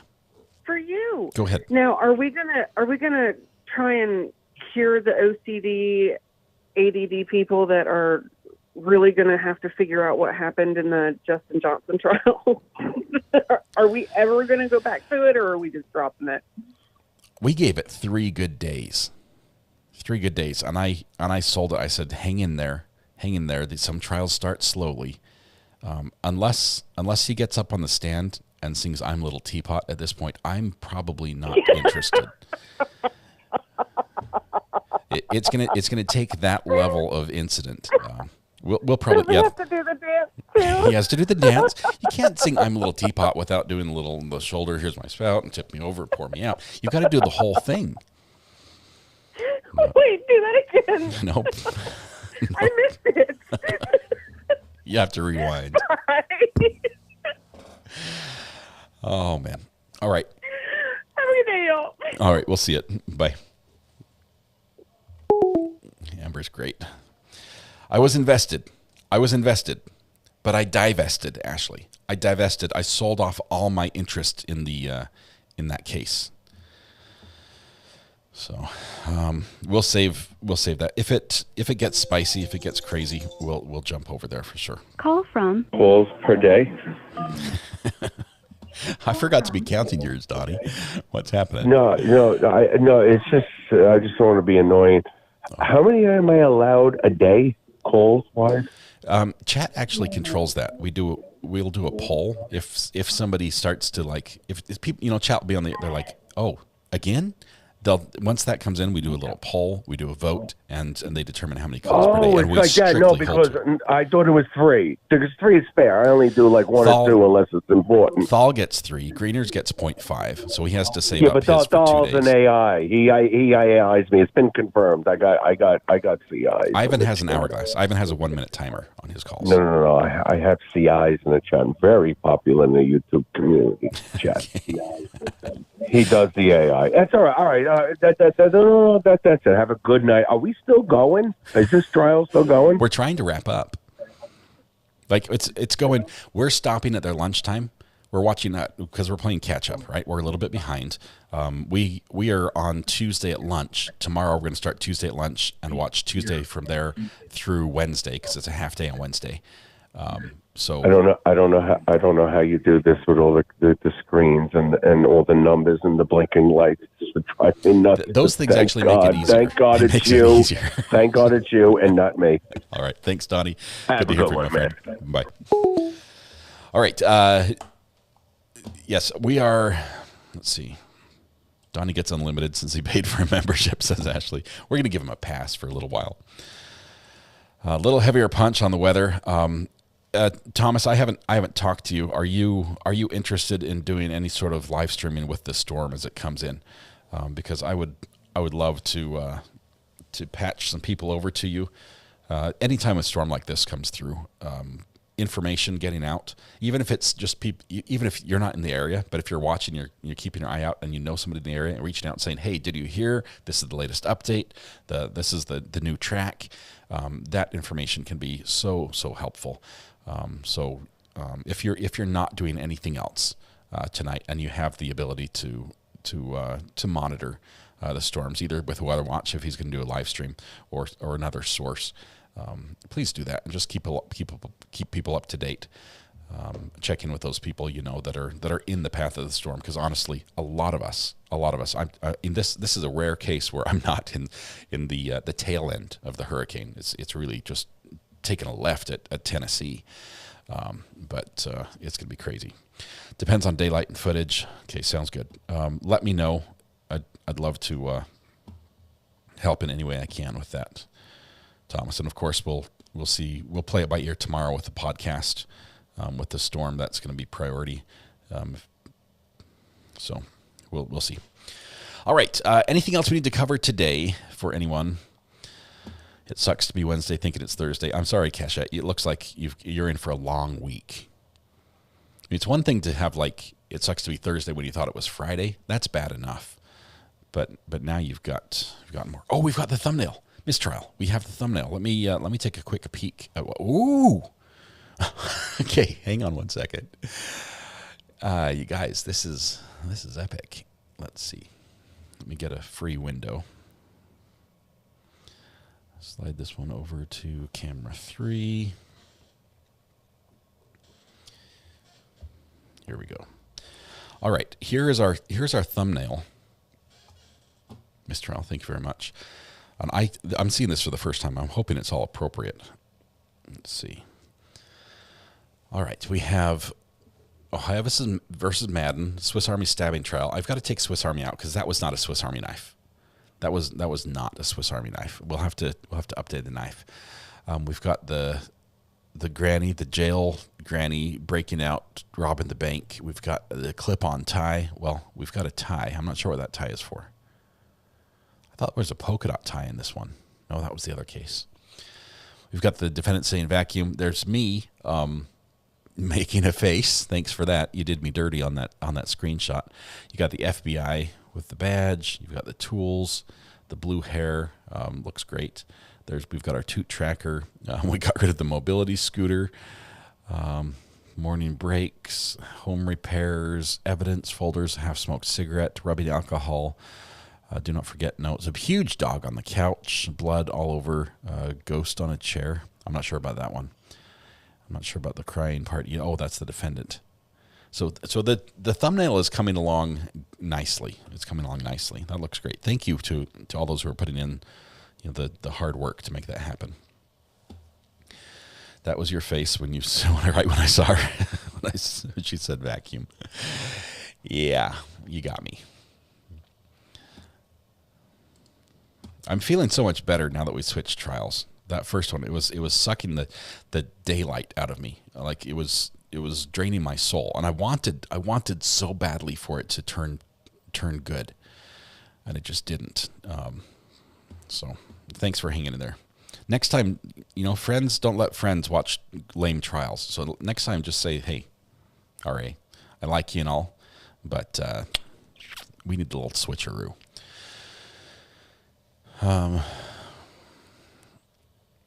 I posted your teapot clip on Twitter. Thank you, Lizzie Dog. Make sure you tag me so I can block you. No, just kidding. Vern says, missed the last trial. Not upset about it. There's not much you missed. There were a couple moments. I would say the highlight of last trial was the spam prank call we got yesterday. That's going to be the highlight. Everything else is worth skipping. And you watch the security camera footage that's on this case, and that's everything you need to know. All right. That was the only highlight, says Mary Murphy. No shorts. Sarah Boone motion for this week to discuss the motion. Sarah Boone got delayed. The courtroom's going to be closed. So that motion to discuss the motion, I think is going to be postponed because of the hurricane.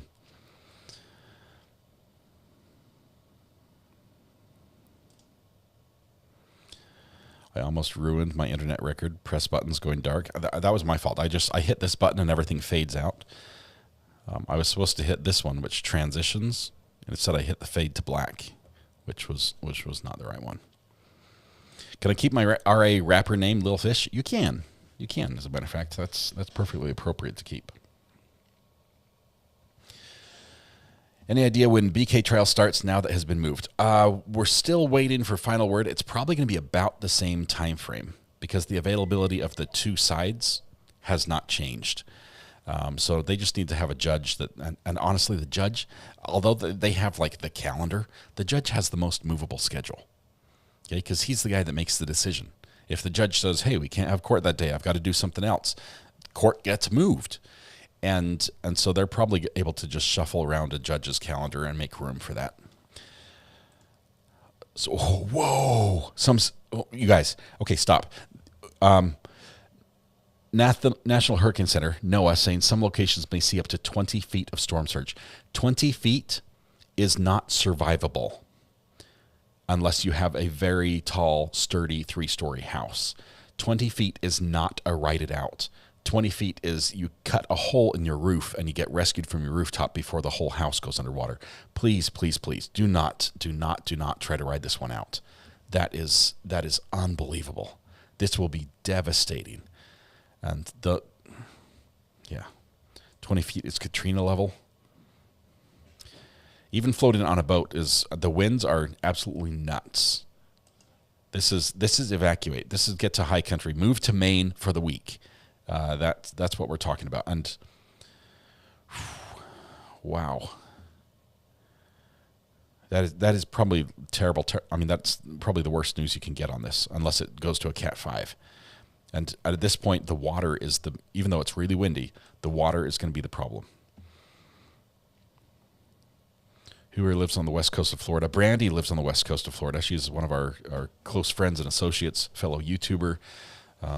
I believe she says she lives on the coast. So she might have some major damage. I think she's out of the direct impact because I think she's just a little bit, if you're looking at the U.S. maps, I think she's a little bit to the left. But move to Maine. Yeah. I have a couch up here in Maine, says Cachette. First come, first served. She's right on the beach. It has incredible sunsets. She's posted on Twitter the other day. She's like, hey, the calm before the storm. And she was walking on, she took her dog for a walk on the beach. And she posted that. And I'm like, it's beautiful. But at the same time, it's going to be hell during the storm. It's going to be so bad. All right. Miss Texas Tam, should I go to the trial in Hamilton tomorrow? If you have availability, we always love it. I would give you the same advice we give to everybody else. Please learn and follow the court rules, and every court is different. So generally, it's safe not wearing any logos or shirts or pins or things that might indicate that there's a certain side of support that you're on. Be very aware of the rules when it comes to cell phones. Some courts don't allow you to have them in your possession when you walk into court. We've seen that before. So just learn the rules. You can call the court and get those in ahead of time. But learn and follow the rules, and then just be observant. Most courts will let you take notes on like pen and paper. So I plan bringing that, and then if you're going to be a court watcher for us, just be aware that what we see is limited to what the camera is pointed at. So if you observe something that's not pointed, the camera's not pointed at, like a jury interaction, things that are happening in the gallery, things like that, things during the lunch hour breaks or in the hallways or outside the courtroom, that's a lot of information that's really useful to us. So if you go, we would love to hear from you. And then as always, save the burner phone number and give us a call on the breaks. Laurie's like, I got a package. Hey. It's always fun when you get a package. Okay. Brandy has a webcam at the beach. I wonder if she left it on. I don't think she did. She probably boarded up her house and headed out of there. She's, I think she's in a condo that probably secured the doors and windows. We love court watchers to give us a scoop on the jury. Yeah, if you have a seat where you can see the jury, if the jury is really buying it, if they're sitting on their edge of their seats, where they're allowed to take notes. I don't think they are here. Yes notes, no questions. I forget. If they're on the edge of their seats, if there's something distinct about the jury, nodding, shaking their head, falling asleep, unique things about the jury, just like you've got one punk kid who looks like he wants to be anywhere but here. That would be interesting to know. Do you say you're coming out with new merch? Yes, sometime in the next 2 years, Krista. We are gonna I'm on it. Krista, here's the thing, and you guys already know this. I love what I do. I'm not a merchandiser. I'm not like a maximize the profits type guy. Yes, this does pay my bills and makes it so we can do what we do. So there has to be some element of that. But that's not my focus. I love court. I love hanging out with you guys. I love watching it. If I might need some help with some people that can help me figure out the merch and ideas and things like that. But yeah, I'd like to come out with something new that you guys can get at a very reasonable price. That's good quality. Those are my, a good design, reasonable price, good quality, fast shipping. Is that too much to ask? What's the fifth one? Yeah. Legally Blonde says, yes, meet me at the trial. I'll be there.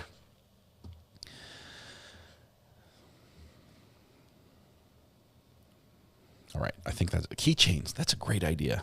Keychains are great. Okay, I was going to play Big Dill to close out, but since we bailed on the gang trial, instead we'll just end with the regular music. It's been a fun day, especially after the first 2 hours of this morning. Happy birthday to all those who are celebrating your birthday. Hope you have a great one. Thank you very much. Let's see, tasers. Yeah, there's a lawsuit. Want a vacuum? Oh, the vacuum keychain. I love it. I love the vacuum idea. Stick to the thumbnails. I could do those. Okay, we've got some ideas, but I now need to find the right vendor that will make it and do it for cheap enough and do good quality. So we'll see.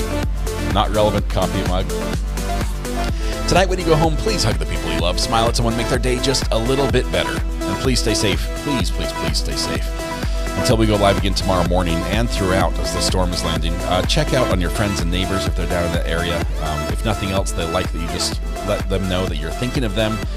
And hopefully all of us will ride this thing through and be able to see the sunshine on the other side. And that would be my hope. Thank you all. Have a great one. We'll see you tomorrow. Bye.